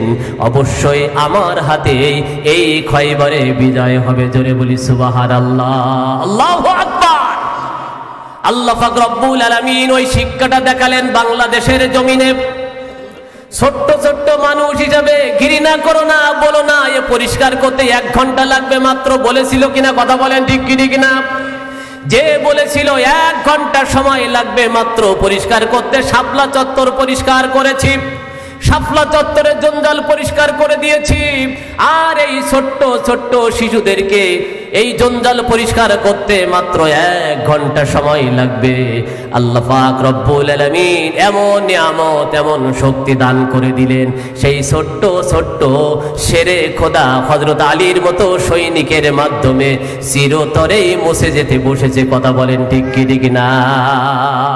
এজন্য আল্লাহ পাক রব্বুল আলামিন যদি চায় এদেশে যে কোনো সময় কালেমার পতাকা উড্ডীন করে দিতে পারে। কথা বলেন ঠিক কি ঠিক না? কালেমার পতাকা দেখতে চাই, কারা কারা দুহাত তুলে দেখায় নারায়ে তাকবীর। কোন একদিন এদেশের আকাশে কালিমার পতাকা দুলবে, সেদিন সবাই খোদাই বিধান পে দুঃখ বেদনা ভুলবে। জোরে বলি আল্লাহুম্মা আমিন, আরো জোরে বলি আল্লাহুম্মা আমিন। আমার নবী বিশ্ব নবীর উপরে দ্বিতীয় নাম্বার মূলনীতি কয়টা হলো? একটা হয়েছে মাত্র, আল্লাহ ছাড়া আর কারো গোলামি করা যাবে না, আল্লাহ ছাড়া আর কারো ইবাদত করা। হুকুম মানবো কার? আল্লাহর হুকুম মানবো, আল্লাহর হুকুম মোতাবেক জীবন পরিচালনা করব। সাহায্য করবেন কে? কথা বলেন কে? ইতিপূর্বে করেছেন কে? বর্তমান করতেছেন কে? ভবিষ্যতে করবেন কে? একটাই মূলনীতি আলোচনা হয়েছে। দ্বিতীয় নাম্বার মূলনীতি বিশ্ব নবীকে জানিয়ে দিলেন। এই মূলনীতিটা কি খারাপ? যে আল্লাহ ছাড়া আর কারো গোলামি করা যাবে না, দাসত্ব স্বীকার করা যাবে না, আল্লাহর হুকুম পালন করলে আল্লাহ তাআলা সাহায্য করবেন। 1 নম্বর মূলনীতি। আর আমাদের বিভিন্ন দেশে দেশে রাষ্ট্রীয় মূলনীতি যা হয়, যে দল ক্ষমতায় যায় ওই দলের পক্ষে যত আইন আছে ওই দল সেই কায়দায় আইনগুলো সাজায়। কথা বলেন ঠিক কি ঠিক না? এই কারণে মানব রচিত আইনে মূলনীতিতে কোনোদিন শান্তি আসতে পারে না। শান্তি আসবে একমাত্র আল্লাহ প্রদত্ত মূলনীতি যদি আমরা মেনে চলি। কি বলেন ঠিক কি ঠিক না? এজন্য দ্বিতীয় নাম্বার মূলনীতি দিলেন বিশ্বনবী সাল্লাল্লাহু আলাইহি ওয়াসাল্লামকে জানিয়ে দিলেন, ওয়াবিল ওয়ালিদাইনি ইহসানা। ও পৃথিবীর মানুষেরা, আমি আল্লাহ তাআলা তোমাদের জন্য দ্বিতীয় নাম্বার মূলনীতি ঘোষণা করলাম, তোমরা তোমাদের পিতামাতার সাথে উত্তম আচরণ করবে। খবরদার, পিতামাতার সাথে কেউ নাফরমানি করবে না, পিতামাতার সাথে খারাপ আচরণ করবে না। তোমার পিতামাতা তোমাকে লালন পালন করেছে বড় কষ্টের পর কষ্ট স্বীকার করে। তোমার মা তোমাকে গর্ভে ধারণ করেছে 9 মাস 10টি দিন, তোমার মা কষ্টের পর কষ্ট স্বীকার করে তোমাকে গর্ভে ধারণ করেছে। তোমার পিতার দিকে যদি তুমি তাকাও, তোমার পিতা সকাল থেকে নিয়ে শুরু করে সারাটা দিন পর্যন্ত সন্তানের জন্য মাঠে ঘাটে যায়, বিভিন্ন জায়গায় যত কর্ম করে, অফিস আদালত করে, বাজারঘাট করে, দোকানদারি করে, ব্যবসা বাণিজ্য করে, তোমার মতো সন্তানকে লালন পালন করার জন্য, সুখ দেওয়ার জন্য। এই কারণে আল্লাহ পাক রব্বুল আলামিন ডাক দিয়ে বললেন, ও পৃথিবীর মানুষেরা শুনে রাখো, ওয়াবিল ওয়ালিদাইনি ইহসানা, তোমরা তোমাদের পিতামাতার সাথে উত্তম আচরণ করবে। খবরদার খবরদার, পিতামাতার সাথে নাফরমানি করবে না। ঘোষণাটি কার? আরো জোরে বলেন, ঘোষণাটি কার? কোরআনে আল্লাহ তাআলা তারই পরে মাগফির কথা দিলেন, তাদেরও প্রতি সদা ইহসান তরে, তাদেরই খুশিতে যে আল্লাহর সন্তোষ, তাদেরই রাগে তেরা ভয় যে সন্তোষ। খোদারে হুকুম তারা এধারার বরকত, খোদারি হুকুম তারা এধারার বরকত। জোরে বলি আল্লাহু আকবার। তোমার পিতামাতা তোমার জন্য রহমত, তোমার পিতামাতা তোমার জন্য বরকত। ও যুবকেরা শুনে রাখো, আমার আল্লাহ পাক রব্বুল আলামিন বিশ্ব নবীকে দিয়ে জানিয়ে দিলেন, শুনে রাখো, শুধু আমার নবী নয়, ইতিপূর্বে যদি ইব্রাহিম আলাইহিস সালাতু ওয়াস সালামের কথায় আমরা চলে যাই, হযরত ইব্রাহিম আলাইহিস সালাতু ওয়াস সালাম যখন পিতামাতা সম্পর্কে তিনার একটি সুন্দর বর্ণনা রয়েছে। ইব্রাহিম আলাইহিস সালাতু ওয়াস সালামের সন্তান যখন বিবাহ করলেন, বিবাহ করে যখন বসবাস করেন, দূর দেশ থেকে ইব্রাহিম আলাইহিস সালাতু ওয়াস সালাম একদিন আসছেন তার বাড়িতে দেখা করার জন্য, সন্তানের সাথে দেখা করার জন্য। ইব্রাহিম দূর থেকে যখন এসেছেন, বাড়িতে এসে দেখেন সন্তান বাড়িতে নাই। জিজ্ঞাসা করতেছে স্ত্রীর কাছে, বাড়িতে কেউ আছে নাকি? কয় হ্যাঁ আমি আছি। কে তুমি? কয় আমি ইসমাইলের স্ত্রী এখানে আছি। ইসমাইল কোথায় গিয়েছে? কয় জানি না। ইসমাইল কোথায় গিয়েছে জানি না। তুমি কি করো? কয় আমি বাড়িতে অপেক্ষা করতেছি, কখন আসবে তাই জানি। তোমরা কোন অবস্থায় রয়েছো? কয় খুব বেশি ভালো অবস্থায় না, আমাদের দিনকাল খুব ভালো কাটে না। আল্লাহর নবী ইব্রাহিম গিয়ে পরিচয় লুকায়া রেখে সন্তানকে বলল, যাও, আজকে তোমার কাছে একটা ঘোষণা দিলাম, এই মুহূর্তে তুমি তোমার বাড়িতে চলে যাও, গিয়ে তোমার বাড়ির চৌকাঠটা একটু পরিবর্তন করে ফেলো, ওই চৌকাঠ আর তোমাকে বেশি দিন রাখা যাবে না। সন্তান চিন্তা করলেন, বাড়িতে চৌকাঠ পাল্টাতে হবে, আব্বা আমার কি বলে দিল, কোন চৌকাঠ পাল্টানো লাগবে। বাড়িতে এসে চিন্তা করলেন, ভাবি নবী আল্লাহ তাআলা পক্ষ থেকে জ্ঞান নাজিল হয়েছে, চৌকাঠ হিসাবে স্ত্রীকে নির্বাচন করেছে, কারণ স্ত্রী তার পিতার সাথে দুর্ব্যবহার করেছে, আল্লাহর প্রশংসা করে নাই। আল্লাহ তাআলার ভাবি নবী বাড়িতে এসে স্ত্রীকে বললেন, শুনে রাখো, আজকে কি আমাদের বাড়িতে কোনো লোক এসেছিল কিনা? কয় হ্যাঁ এসেছিল, একজন মুরব্বী মানুষ, বৃদ্ধ মানুষ। আপনি কি করে বুঝলেন? বলল, এসেছিল এমন একজন ব্যক্তি, তিনি হলেন আমার পিতা। তিনি কি বলে গেছেন? কয় বলে গেছেন বাড়ির চৌকাঠ পরিবর্তন করতে হবে। তাহলে আমি নবী ঘোষণা, আমার আব্বা নবী ঘোষণা দিয়েছেন চৌকাঠ পরিবর্তন করতে হবে, তার মানে আব্বার কথা হলো আমার স্ত্রী তোমাকেই তালাক দিয়ে দিতে হবে, এই মুহূর্তে তোমাকে তালাক দিতে হবে, তোমাকে বাড়ি ছেড়ে চলে যেতে হবে। সন্তান স্ত্রী তালাক দিয়ে দিলেন, স্ত্রী চলে গেল। পরবর্তীতে আবার বিবাহ করলেন, বিবাহের পরে আবার ইব্রাহিম নবী আর একবার এসেছেন। এসে যখন সালাম দিলেন, বাড়িতে কেউ আছে কিনা? কয় আছি, আমি ইসমাইলের স্ত্রী বাড়িতে আছি। কয় তোমাদের কেমন কাটতেছে? কয় আলহামদুলিল্লাহ, আল্লাহর মেহেরবানিতে ভালো কাটতেছে। এ আল্লাহর প্রশংসা করেছে। সাথে সাথে ইব্রাহিম তার সন্তানকে ডেকে বলতেছেন, এবার তোমার চৌকাঠটা মজবুত হয়েছে। জোরে বলি সুবহানাল্লাহ। ইসমাইল বাড়িতে এসে বলতেছেন, বাড়িতে কি কেউ এসেছিল? কয় হ্যাঁ এসেছিল, একজন মুরব্বী মানুষ, বৃদ্ধ মানুষ। সে কি বলেছে? কয় বলেছে বাড়ির চৌকাঠটা মজবুত হয়েছে। তখন শুকরিয়া আদায় করে বলল, তিনি ছিলেন আমার পিতা, যে ঘোষণা দিয়েছেন, ঘোষণা হলো যে আমার স্ত্রী দিনদার স্ত্রী হয়েছে, আল্লাহ তাআলা রহমত নাজিল করবেন। জোরে বলি সুবহানাল্লাহ। ভাইরা আমার, এখান থেকে শিক্ষা হলো, স্ত্রী যদি দিনদার না হয় তাহলে ওই স্ত্রীকে আপনি হাজার বোঝানোর চেষ্টা করলেও আপনি তাকে দিনের পথে উঠাতে পারবেন না, আপনিও দিনের কাজ করতে পারবেন না। কথা বলেন ঠিক কি ঠিক না? আর স্ত্রী যদি দিনদার না হয়, আপনার বাজার করার দরকার নেই, যা কামাই করেছেন, যা ইনকাম করেছেন, সেটা ভ্যান চালাই হোক, রিক্সা চালাই হোক, জমি থেকে ফসল বেচি হোক, যা বাজার করবেন তাই নিয়ে শুকরিয়া আদায় করবে। জোরে বলি সুবহানাল্লাহ। আম্মা জান ফাতেমাতু জোহরা রাদিয়াল্লাহু তাআলা আনহা হযরত আলীকে যখন পাঠিয়ে দিলেন, যাও কিছু রোজগার করে নিয়ে আসো। একদিন, 2 দিন, 3 দিন না খাওয়া, 2 দিন কাজে গিয়েছে, কোনো কাজের সন্ধানে কিছু পাই নাই, 3য় দিন গিয়েছে, কিছু পাই নাই। বাসায় যখন আসতেছে মন খারাপ করে, হযরত আলী বাসার সামনে এসে দাঁড়িয়ে আছেন।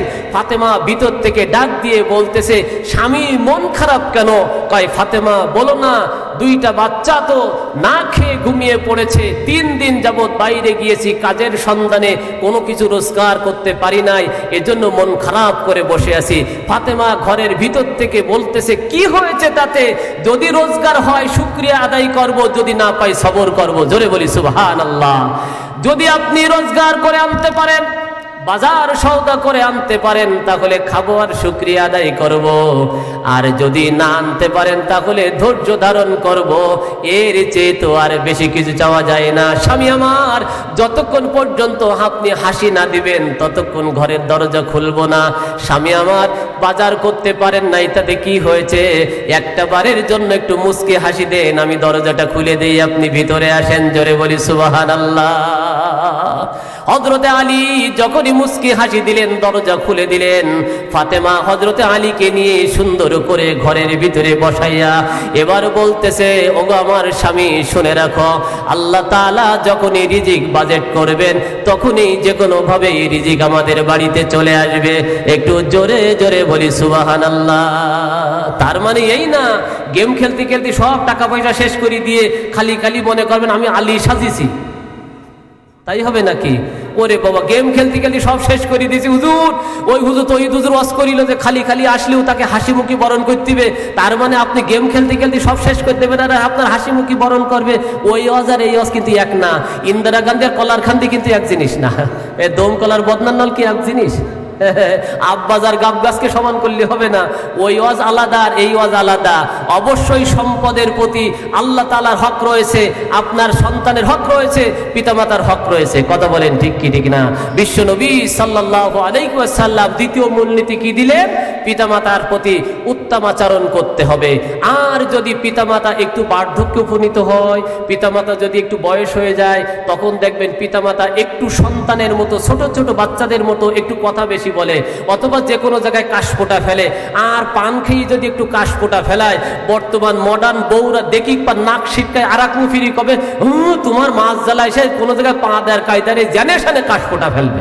হ্যাঁ, কথা বলেন ঠিক কি ঠিক না? আজকে মহিলারা নেই, তার কব কি? অন্তত পুরুষগুলোর একটু বলিনি। এই কায়দায় যদি আমরা ওই সাথে সাথে যখন বলবে তোমার মার কাশফোঁটার জ্বালায় পা ফেলার জায়গা নেই, তখন সাথে সাথে বলবেন মার পা কাশফোঁটার জ্বালায় পা ফেলার জায়গা নেই, এখানে পা ফেলার দরকার নেই, যেখানে পা ফেলার জায়গা আছে সেইখানে চলে যাও। কথা বলেন ঠিক কি ঠিক না? ওই একদিনই সোজা হয়ে যাবে, আর দ্বিতীয়বার কোনোদিন মার নামে নালিশ করার সাহস পাবে না। কথা বলে এই জন্য বিড়াল প্রথম রাত্রি ডাকার আগে, মেও করার আগে যদি সাইজ করা যায়, ওখান থেকে স্ত্রী সোজা। আপনি আদর করি, কায়দা করি, সেনো, আলতা, লিপস্টিক সব কিছু কিনিয়ে নিয়ে দেবেন, আর পরে কবেন হুজুর বউ কথা শোনে না, আমার কথা মানে না। তা তো হবে না, কারণ উপকরণ যা দেশেন ও তো বাইরে পুরুষই দেখাবে। হ্যাঁ, কথা বলেন ঠিক কি ঠিক না? হ্যাঁ, আপনি কিনে দেবেন উপকরণ যা, ও তো দেখাতে যাবে আর একজনের। ও বউ বাড়ি থাকা সেই বিদেশ চলে যাওয়া ভালো। এই জন্য ওই এক বক্তা বলছিল যে এই রকম নারী ঘরে থাকা সেই বিদেশ যেই জীবনযাপন করা ভালো। স্ত্রী হবে আপনার ঘরের শোভা, মহিলা হবে আপনার ঘরের চাকরানি। আল্লাহ পাক রব্বুল আলামিন তাদের চামড়াটাকে কোমল করে দিয়েছেন, সুন্দর আবহাওয়া সৃষ্টি করেছেন, নরম করে দিয়েছেন। বাড়িতে থাকবে, আপনার সমস্ত কাজে সহযোগিতা করবে, ছেলে মেয়ে লালন পালন করবে। বিশ্বনবী সাল্লাল্লাহু আলাইহি ওয়াসাল্লাম বলেন, যে মা তার সন্তানটাকে সুন্দর করে সাজায়া গুছায়া কোরআন শিক্ষার জন্য পাঠিয়ে দিল, সেজন্য তার সন্তানটাকে জান্নাতের দিকে পাঠালো। জোরে বলি সুবহানাল্লাহ। আর মা চলে যাচ্ছে হাটে নাই, ঘাটে নাই, মাঠে, সন্তান মাদ্রাসায় যাবে অতটা সবে না, তেঁতুল গাছে ফজলিয়াম আশা করা যাবে না। রাগ করলেন আমার কথায়? হুজুর সাবাল তো মাদ্রাসায় দিলাম, তা মাদ্রাসায় পড়তিস না। ও মাদ্রাসায় পড়ার আগের কাজগুলো আগে করতে হবে।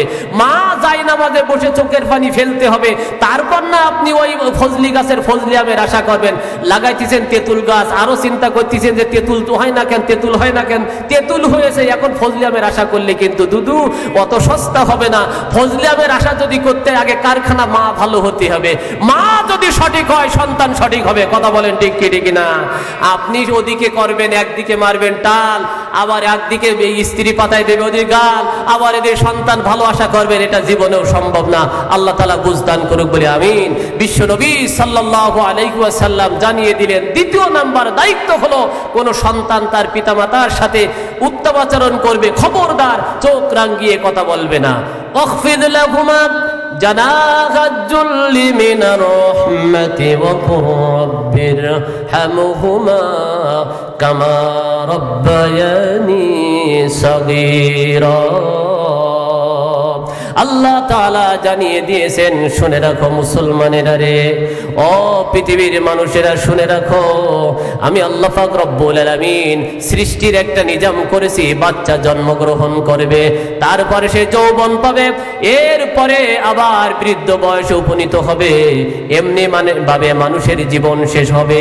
তুমি যদি তোমার পিতামাতাকে বৃদ্ধ অবস্থায় পাও, যদি তুমি দেখো তোমার পিতামাতা বৃদ্ধ হয়ে গেছে, বয়োবৃদ্ধ হয়েছে, চলাফেরা ঠিক মতো করতে পারে না, চলতে পারে না, এমন একটা সময় ছিল তোমার পিতামাতা তোমাকে নিজের মুখের খাবার পর্যন্ত জিহ্বাটা লম্বা করে দিয়ে সন্তানের মুখে তুলে দিত, সেই যে মা এখন বৃদ্ধ হয়েছে, বেশি চলতে পারে না, এই জন্য ঘন ঘন পান খায় আর পানের ফিক ফেলে। যে কোনো সময় কাশি লাগে, ঠান্ডা লাগে, মা তাকে বাইরে, এই জন্য মায়ের কাশি লাগে। তুমি তো থাকো ঘরের পালঙ্গর পারে, আমরা কত পালঙ্গর পারে ওই বিদেশি কম্বল মুড়ুই দিয়ে কত আরাম করি, মজা করি, কিন্তু মা বাবা ওই বারান্দা ছাড়া কোনোদিন তারা ঘরের ভিতরে ঘুমায় না। কথা বলেন ঠিক কি ঠিক না? এই কারণে ঠান্ডা লাগে, কাশি হয়, ওই মা এই কারণে ঘন ঘন পানের ফিক ফেলে, আব্বা পানের ফিক ফেলে। আর ওই আব্বা মাকে যদি তুমি বৃদ্ধ অবস্থায় পেয়ে যাও, শুনে রাখো যুবক, আমার আল্লাহ তাআলা ঘোষণা করেন, ওয়াখফিদ লাহুমা জানাহাজ যুল্লি মিনার রাহমা ওয়া কুর রাব্বিরহামহুমা কামা রাব্বায়ানি সাগীরা। এর পূর্বের আয়াতে আল্লাহ পাক রব্বুল আলামিন জানিয়ে দিয়েছেন, ওয়ালা তানহারহুমা ওয়া কুল লাহুমা কওলান কারীমা। আল্লাহ তাআলা জানিয়ে দিয়েছেন, শুনে রাখো, ওই পিতামাতার প্রতি চোখ রাঙিয়ে কথা বলবে না, মাথায় ঝাঁকি দিয়ে কথা বলবে না। এই কারণে বিশ্বনবী বলেছেন, তোমার মায়ের পদতলে হলো তোমার জান্নাত। কোন সন্তান যদি তার আব্বাকে ভালোবাসে, আল্লাহ তাআলা তার জন্য জান্নাতের মেন গেটটা মজবুত করে দেয়। আর সন্তান যদি তার মাকে ভালোবাসে, মা খুশি হয়, তাহলে আল্লাহ তাআলা তার জন্য জান্নাত লিখে দেয়। এই জন্য সমস্ত মা বাপেরও দায়িত্ব হলো সন্তানদেরকে এমন ভাবে লালন পালন করা, সন্তান যখন শিশু অবস্থায় জন্মগ্রহণ করে তার সুন্দর একটি নাম রাখতে হবে। আজকে আমরা নামের বেলায় নামি নাট বল্টু পল্টু, পাখি নিয়ারিকা উল্কা। কথা বলেন ঠিক কি ঠিক না? ইসলামী নাম রাখি না, এটা হলো পিতামাতার সবচেয়ে বড় ভুল। সন্তান ভূমিষ্ঠ হবে, একটা সুন্দর নাম রাখতে হবে। দ্বিতীয় নাম্বার, সন্তানকে আদব শিক্ষা দিতে হবে। সন্তান যখন চলাফেরা করতে শেখে, ওই সন্তানের ভিতরে আদব আসবে। সন্তান পিতার সাথে কি ব্যবহার করবে, মা শিক্ষা দিবে, আর আব্বা শিক্ষা দিবে তার মায়ের সাথে কেমন আচরণ করবে। এরপরে সন্তান যখন চলাফেরা করবে, বিশ্ব নবী বলেন, এবার সন্তানকে কোরআনের শিক্ষা দাও, ওয়া ইউআল্লিমুহুমুল কিতাব। এবার সন্তানকে কোরআনের শিক্ষা দাও। আমরা মনে করি মাদ্রাসায় পড়ি খাবে কি হুজুর, ও সেলিম এই মাদ্রাসায় পড়ি কি করি খাবে, আসলে কি করি খাবে, এই জিনিসটা আজও পর্যন্ত বুঝাতে পারলাম না। খাওয়া তো আল্লাহ কম খাওয়ায় না। কি বলেন ঠিক কি ঠিক না? সামনে আসলে শুধু ওই কথাই মনে করি, আসলে খাবো কি করি। এত পরিমাণ খাবার খাবো কি করে, এই কথাটাই মানুষ বলে। হুজুর মাদ্রাসায় পড়ি, খাবে কি করে? বলেন তো আজ পর্যন্ত মাদ্রাসায় পড়ে কোন ছেলেটা, কোন হুজুর, কোন মসজিদের ইমাম, কোন মাদ্রাসার হুজুর না খেয়ে মারা গেছে একটা লোক প্রমাণ দিতে পারবেন? একটা লোক বলেন তো দাওরা হাদিস পাশ করে না খেয়ে মারা গেছে? বলেন তো কামেল পাশ করে না খেয়ে মারা গেছে? অথচ জেনারেল শিক্ষিত বহুত আছে, চাকরি হয় নাই, চাকরি হয় নাই, গার্মেন্টসে ভাড়া খাটতেছে, বিভিন্ন জায়গায় টোল ফেলতেছে, গাড়ি চালাচ্ছে, এরকম বহুত শিক্ষিত রয়েছে। শেষবেশ যদিও একটা চাকরি হয়, ঘুষের জ্বালায় আস্তে আস্তে ভুড়ি বড় করে। কথা বলেন ঠিক কি ঠিক না? এরপরও কোনো কায়দায় কোনো জায়গায় যাই একটু দাড়ি দুড়ি রেখেছে, হয় হজ উমরা করে এসে দাড়ি রাখতেছে, রঙিন দাড়ি করে ফেলিছে একদম লাল, এরপরও ঘুষ খাতি চিন্তা করে না। অফিসের এক পাশে বসে আজরাইল জিব্রাইল একটা রেখি তো পিয়ন বসাই থই, কয় আমি মুখে দাঁড়িয়ে রাখি যে ওয়াজ করি যে আমি তো ঘুষ খাইতে পারবো না, তুই নিবি ওইতে অংশ আমার দিবি। হ্যাঁ, কথা বলেন ঠিক কি ঠিক না? এই জন্যে আসলে ওই শুরু থেকে যদি আমরা চেষ্টা করতাম, ওই পিতামাতা যদি সন্তানটাকে মাদ্রাসায় পাঠাইয়া দিয়া আল্লাহ পাক রব্বুল আলামিনের কাছে দোয়া করতো, মালিক আমার সন্তানটা কোরআনের হাফেজ বানাও, আমার সন্তানটা আলেম বানাও, আমার সন্তানটা দিনদার বানাও। আল্লাহ পাক রব্বুল আলামিন ওই রহমতের দোয়া যদি পিতামাতার দোয়া কবুল করতেন, তাহলে সেই ফল আমরা দেখতে পেতাম। কথা বলেন ঠিক কি ঠিক না? তাহলে ভুল আমরা প্রথমে করেছি, নামটা সুন্দর করতে পারিনি, এরপরে যখন চলাফেরা করতে শিখেছে ওই ধর্মীয় শিক্ষাটা, কোরআনের শিক্ষাটা আমরা দিতে পারিনি, হুজুরের কাছে পাঠাতে পারিনি, আলেমদের কাছে দিতে পারিনি, মাদ্রাসা শিক্ষাটা তার ভিতরে দিতে পারিনি, যার কারণে আমাদেরকে এই অধপতনে চলে যেতে হয়েছে। কথা বলেন ঠিক কি ঠিক না? বিশ্বনবী সাল্লাল্লাহু আলাইহি ওয়াসাল্লামের এটাই ছিল দ্বিতীয় শিক্ষা, যে সন্তান অবশ্যই পিতামাতার সাথে উত্তম আচরণ করবে। খবরদার পিতামাতার সাথে চোখ রাঙিয়ে কথা বলবে না, মাথা ঝাঁকি দিয়ে কথা বলবে না। আর পিতামাতা যদি মৃত্যুবরণ করে তাদের জন্য একটু দোয়া করবে, সে দোয়াটাও শিখিয়ে দিয়েছেন কে? রব্বিরহামহুমা কামা রব্বায়ানি সগীরা। বিশ্বনবী ডাক দিয়ে বলেন, শুনে রাখো যুবকেরা, সন্তানেরা, যদি তোমার পিতামাতার জন্য এই দোয়া করতে করতে যদি নাকে চোখের আগা থেকে এক ফোঁটা পানি নাকের আগা পর্যন্ত চলে আসে, আল্লাহ পাক রব্বুল আলামিন পিতামাতার কবরের আযাবকে মাফ করে দেন। জোরে বলি সুবহানাল্লাহ। এজন্য পিতামাতার জন্য দোয়া করা একটা নেককার সন্তানের দায়িত্ব। বিশ্বনবী সাল্লাল্লাহু আলাইহি ওয়াসাল্লাম বলেন, মানুষ যখন মৃত্যুবরণ করে সব আমলের দরজা বন্ধ হয়ে যায়, তিনটা দরজা খোলা থাকে। এক নম্বর হলো সাদকাতুল জারিয়া।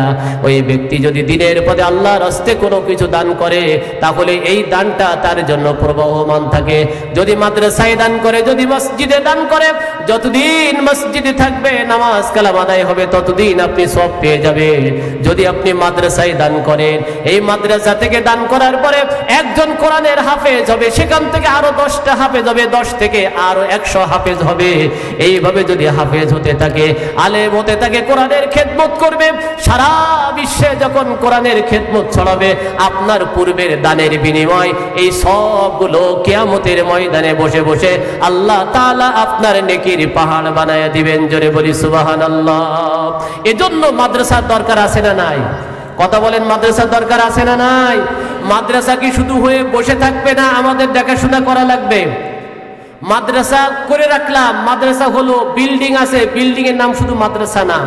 ওখানে শুধু ছাত্র থাকলো, হুজুর থাকলো না, এর নাম মাদ্রাসা না। হুজুর থাকলো, ছাত্র থাকলো না, এর নাম মাদ্রাসা না। মাদ্রাসা মানে হলো দর্স চলতে থাকবে, লেখাপড়া চলতে থাকবে, এইভাবে চলতে থাকবে, এটা হলো মাদ্রাসার নাম। একটা ছোট্ট ঘটনা শুনুন, আমাদের মাসিয়াড়া বেশি দূরে নাই। কোন জায়গা বলেন? মাসিয়াড়া নুরানি মাদ্রাসায় 400 ছাত্র। কত ছাত্র? 400-র উপরে ছাত্র। এই নুরানি মাদ্রাসায় এই পরিমাণ ছাত্র হওয়ার কারণ, লেখাপড়ার মান ভালো হওয়ার কারণ, তালা উপজেলার ভিতরে শ্রেষ্ঠ মাদ্রাসা হলো মাসিয়াড়া নুরানি মাদ্রাসা। তার কারণ হলো এইখানকার শিক্ষক যিনি রফিকুল ইসলাম সাহেব, আমার বন্ধু মানুষ। এই রফিকুলের যখন এখানে শিক্ষক হিসেবে এসেছিল, তখন কথা বলেছিল যে আমি নেব লেখাপড়ার দায়িত্ব, আর আপনারা নেবেন মাদ্রাসা চালানোর দায়িত্ব। মাদ্রাসায় যত টাকা পয়সা আর্থিক যে দায়িত্ব সব অভিভাবকরা পালন করবে, আর আমি নেব আপনাদের লেখাপড়ার দায়িত্ব। এইভাবে উভয় পক্ষ রাজি হওয়ার কারণে আজকে সেই প্রতিষ্ঠানে 400 উপরে ছাত্র, আশেপাশে প্রাইমারি আল্লাহরা হিংসা করে এই হুজুরকে তাড়াতে হবে, তার হলে আমাদের স্কুলে ছাত্র থাকবে না। আমরা পারি না কেন? যে হুজুর পড়াবে ওই হুজুর আবার কালেকশন করবে, ওই হুজুর আবার নামাজ পড়াবে, ওই হুজুর আবার ওদের তালিম দেবে, ওই হুজুর আবার লজিং খোঁজ করবে, মানে এক হুজুর দিয়ে গড়ে সব। কথা বলেন ঠিক কি ঠিক না? এত চাপ দেওয়ার কারণে কোনোটা সঠিকভাবে হয় না। এজন্য যিনি শিক্ষক থাকবেন তাকে ফ্রি করে দিতে হবে, শুধু লেখাপড়ার দায়িত্ব তাকে দিতে হবে। গ্রামবাসী যদি আমরা দায়িত্ব নেই, আর্থিক যত সহযোগিতা লাগে সব আমরা দেব, আপনি লেখাপড়া করাবেন, তাহলে সেখানে লেখাপড়া ভালো হওয়া সম্ভব। কথা বলেন ঠিক কি ঠিক না? সম্মানিত উপস্থিতি, সময় আছে মাত্র আর 12 মিনিট। এই 12 মিনিটের ভিতরে আলোচনা শেষ হবে ইনশাআল্লাহ। আসুন, বিশ্বনবী সাল্লাল্লাহু আলাইহি ওয়াসাল্লামের এবার তৃতীয় দায়িত্ব। বিশ্বনবী সাল্লাল্লাহু আলাইহি ওয়াসাল্লাম আমাদের মাঝে দায়িত্ব নিয়ে আসলেন। এবার বলতেছেন, ও পৃথিবীর মানুষেরা শুনে রাখো, আমি আল্লাহ তোমাদের দায়িত্ব দিলাম, 1 নম্বর আমি আল্লাহ ছাড়া আর কারো গোলামি করবে না। দ্বিতীয় দায়িত্ব হলো পিতামাতার সাথে নাফরমানি করা যাবে না, পিতামাতার সাথে উত্তম আচরণ করবে। তৃতীয় নাম্বার দায়িত্ব হলো আমি আল্লাহ পাক রব্বুল আলামিন তোমাদের যে সম্পদ দিয়েছি সম্পদের সুষ্ঠু ব্যবহার করবে। আজকে সম্পদের সুষ্ঠু ব্যবহার করার ক্ষেত্রে আমরা অনেক হেরে যাই, সম্পদের সুষ্ঠু ব্যবহার আমরা বুঝি না। সম্পদ আল্লাহ পাক রব্বুল আলামিন আমাদের জন্য দান করেছেন একটি বড় নিয়ামত। এই নিয়ামত থেকে আমরা দূরে থাকার কারণে আল্লাহ পাক রব্বুল আলামিন আমাদের থেকে তার নিয়ামতকে ছিনিয়ে নেয়। অথচ আল্লাহ তাআলা কোরআন নাজিল করে দিয়ে বলেছেন, লা ইন শাকারতুম লাযীদান্নাকুম ওয়া লা ইন কাফারতুম ইন্না আযাবী লাশাদীদ। ও পৃথিবীর মানুষেরা, তোমরা যদি আমি আল্লাহ আমার নিয়ামতের শুকরিয়া আদায় করো, আমি আল্লাহ তোমাদের নিয়ামত বৃদ্ধি করে দিব।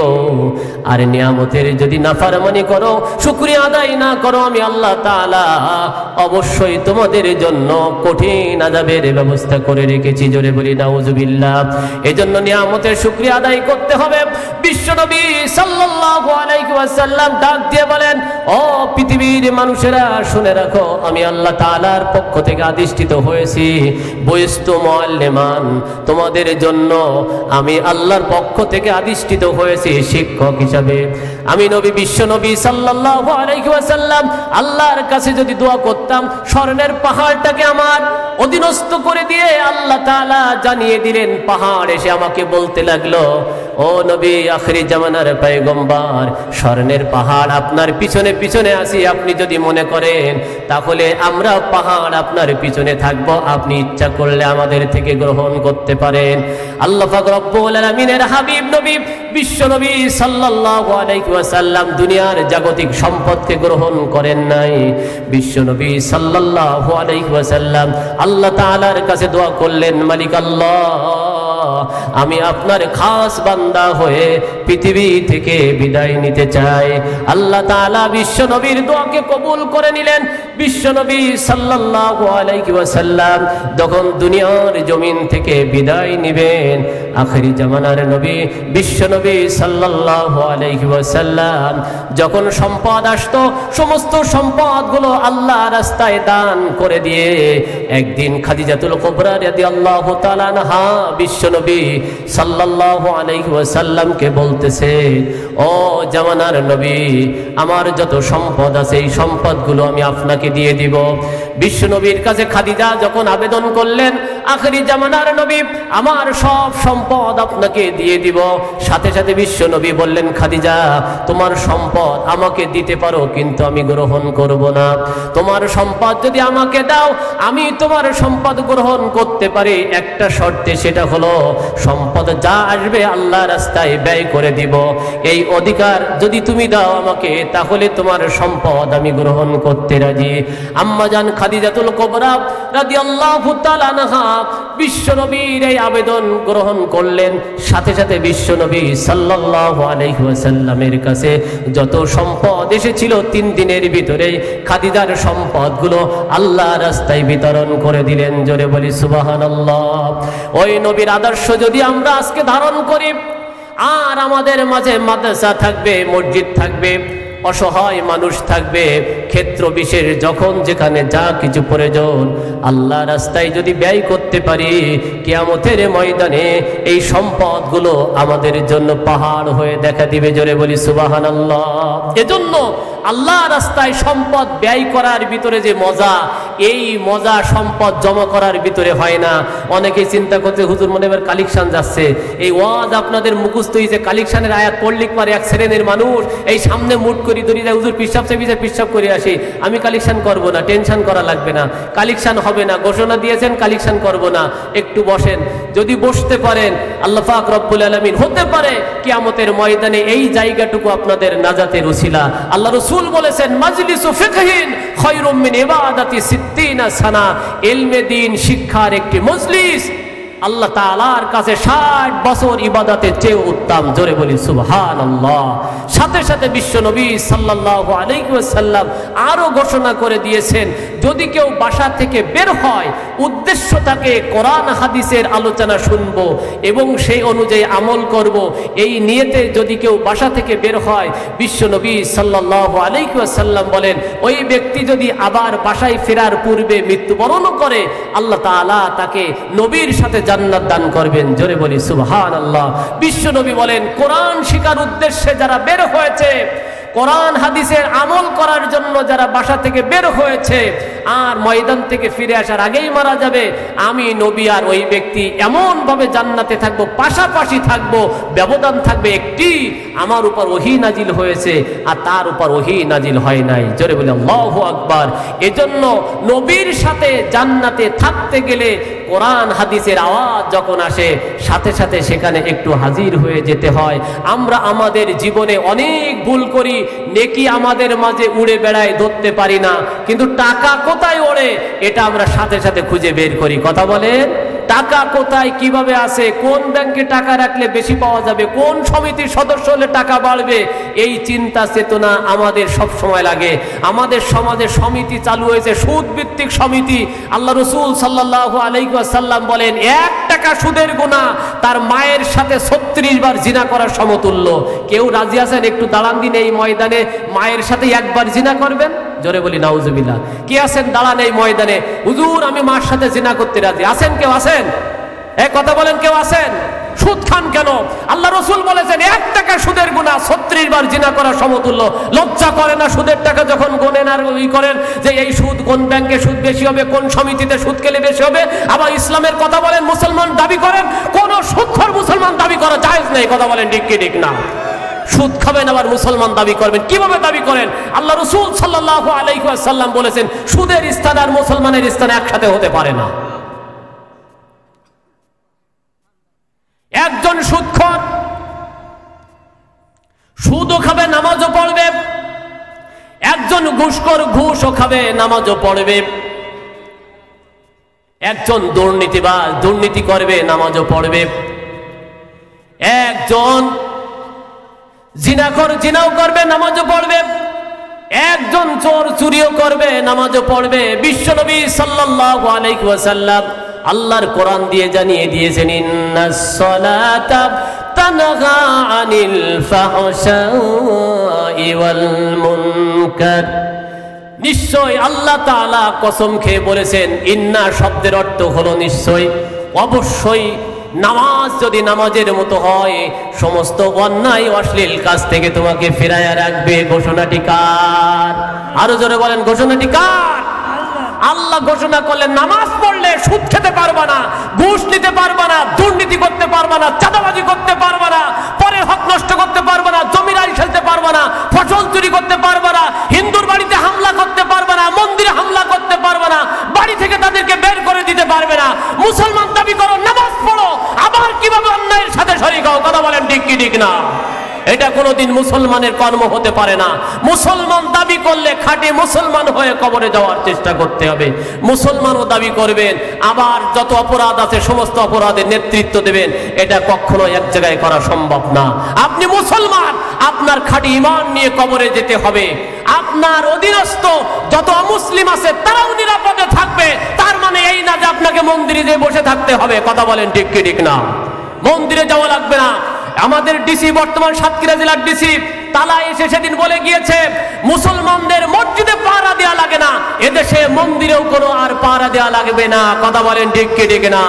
কোন মন্দিরে মুসলমান হামলা করবে না, হিন্দুদের উপর অত্যাচার করবে না। শুনে রাখো, তোমরা তাই বলে যেন ইসকনের সদস্য হয়ে এই দেশকে ষড়যন্ত্র করে আবার রসাতলে দেওয়ার চেষ্টা করবে না। যদি চেষ্টা করো, যে কোনো মুহূর্তে তোমাদেরকে দমন করতে আর সময় লাগবে না। কথা বলেন ঠিক কি ঠিক না? সমস্যা হলো আমাদের অতিরিক্ত ভালোবেসে ফেলেছি, যার ফল এইটা দেখানো হলো। মুসলমানকে জবাই করলো দিনের বেলায়, তার কারণ হলো আমরা বেশি পীড়িত করে ফেলেছিলাম, ওদের সাথে ভালোবাসা বেশি দিয়ে ফেলেছিলাম, যার কারণে একটা উচিত শিক্ষা দিয়ে দিল মুসলমানদের। আর মুসলমান সেইটা নিয়ে চুপ করে বসে আছে। আরো খেতে হবে, এখনো শেষ নামে নাই, এরপরে আরো আসবে। এজন্য যদি মুসলমানিত্ব ধরে রাখতে চায়, তাহলে ইমানটাকে তরুতাজা করে সিংহের মতো গর্জন দিয়ে থাকতে হবে। যেখান থেকে বাতিল মাথা চাড়া দিয়ে উঠবে, সাথে সাথে সেখানেই প্রতিহত করতে হবে। আর যদি বাতিলের সাথে আপনি আঘাত করেন, আপনি আর কোনোদিন বুক খুলে কথা বলতে পারবেন না। কথা বলেন ঠিক কি ঠিক না? এই জন্য মুসলমান ইমান নিয়ে কবরে যেতে হলে ইমানদার হয়ে জীবনযাপন করার প্রয়োজন। আমরা চিন্তা করতেছি জামাই আদরে একটা, যখন ইন্ডিয়ায় যাবেন দেখবেন গরু জবি করলে, গরুর গোশত যদি খাওয়া হয়, সাথে সাথে মুখ সেলাই করে দেয়। আমরা দেখেছি এই যে আগে বাবরি মসজিদ ভেঙে সেখানে মন্দির করে নিয়েছে, আমরা দেখেছি। এরপরে শুরু করেছে তাজমহল, একটা মুসলমানদের পরিচিত জায়গা, সকলে শ্রদ্ধার জায়গা। তাজমহলের নিচেও নাকি মন্দির ছিল, সুর তুলেছে মানে তাজমহলও ভাঙবে, এখানেও মন্দির করবে। কথা বলেন ঠিক কি ঠিক না?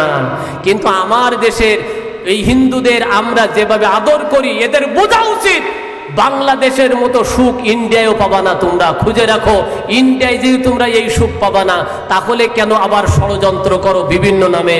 এই ষড়যন্ত্র শুধু ইসকন না, হিন্দু না, এর ভিতরে নিষিদ্ধ দলের লোক ঢুকে ঢুকে ঢুকে ঢুকে বিভিন্ন নামে আন্দোলন গড়ে তুলতেছে। কথা বলেন ঠিক কি ঠিক না? তোমরা যেখানে যেভাবে যাও না কেন, তোমাদের হাসর নাসর হবে ওদের সাথে। ছিলে মুসলমান, আগে এক কায়দায় কালেমা গ্রহণ করেছো, মুসলমান ছিলে একটা দলে, যেই দল নিষিদ্ধ হলো সাথে সাথে যখন তোমরা ইসকনের সদস্য হচ্ছ, তাহলে তোমাদের হাসর নাসর তো তাদের সাথে হওয়া উচিত।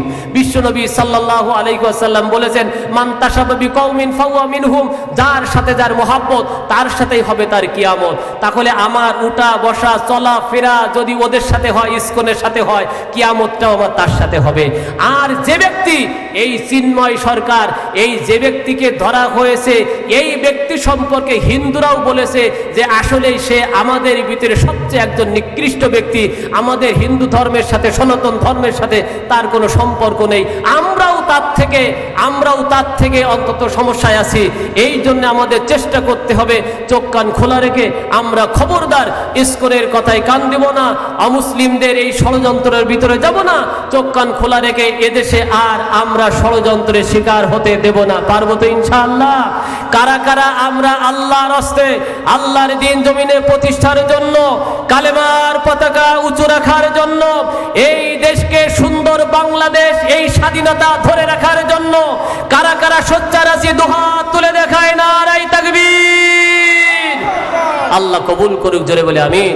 আমাদের মাঝে ইতিমধ্যে উপস্থিত হয়েছেন আজকের মাহফিলের সম্মানিত প্রধান অতিথি, সকলের শ্রদ্ধাভাজন ব্যক্তিত্ব, এই জনপদের কৃতি সন্তান, বারবার নির্বাচিত চেয়ারম্যান, সকলের আস্থার ব্যক্তিত্ব জনাব এম মফিদুল হক লিটু। সবাই একটু তাকবীর ধরি দেই, নারায়ে তাকবীর, নারায়ে তাকবীর। প্রধান অতিথির আগমন, প্রধান অতিথির আগমন, নারায়ে তাকবীর। সম্মানিত উপস্থিতি, শুকরিয়ার সাথে জানাই আমাদের আজকের মাহফিলের প্রধান বক্তা যিনি, তিনিও আমাদের মাঝে উপস্থিত হয়েছেন। আমরা প্রধান বক্তাকে একটু মারহাবা জানাই, সবাই বলি মারহাবা। সম্মানিত উপস্থিতি, অনেক দূরে যারা বসে আছেন, একটু কাছাকাছি আসা যায় না? একটু কাছাকাছি চলে আসেন আর একটু জিকির করি, লা ইলাহা ইল্লাল্লাহ। আসেন একটু কাছাকাছি আসেন, লা ইলাহা ইল্লাল্লাহ, লা ইলাহা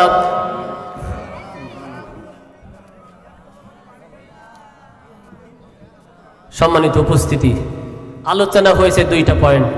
একটা হলো আল্লাহ তাআলার সাথে নাফরমানি করব না, আল্লাহর হুকুম মোতাবেক জীবন পরিচালনা করব। আর দ্বিতীয় নাম্বার হলো পিতামাতার সাথে দুরাচরণ করব না, পিতামাতার সাথে উত্তম আচরণ করব। পারবো তো ইনশাআল্লাহ?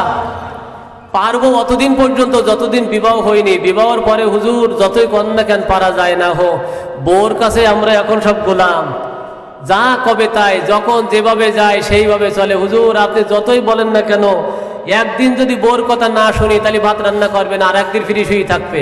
এরকম বউ অনেকের ঘরে আছে না? বেকায়দা অবস্থা। অন্তত চেষ্টা করবেন দিনের বুঝ তাদের ভিতরে ঢুকানোর জন্য।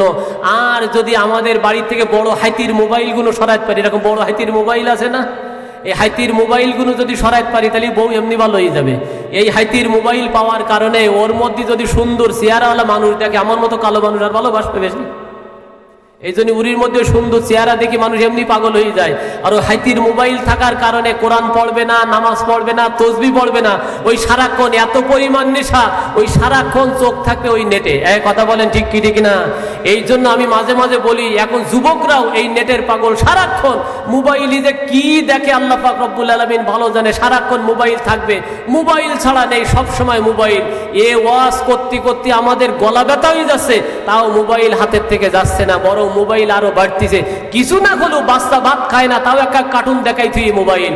মাঝে এক জায়গায় গেলাম, সেখানে দেখি মানে ইমাম সাহেব, আমার গায়ে একটু ফেলিনি, ইমাম সাহেব তার হুজরার ভিতরে বাচ্চাটার হাতে বড় হাইতির মোবাইল যে তুই দেখতে লাগে, আমি নামাজ পড়ি আসি এই ফাঁকে।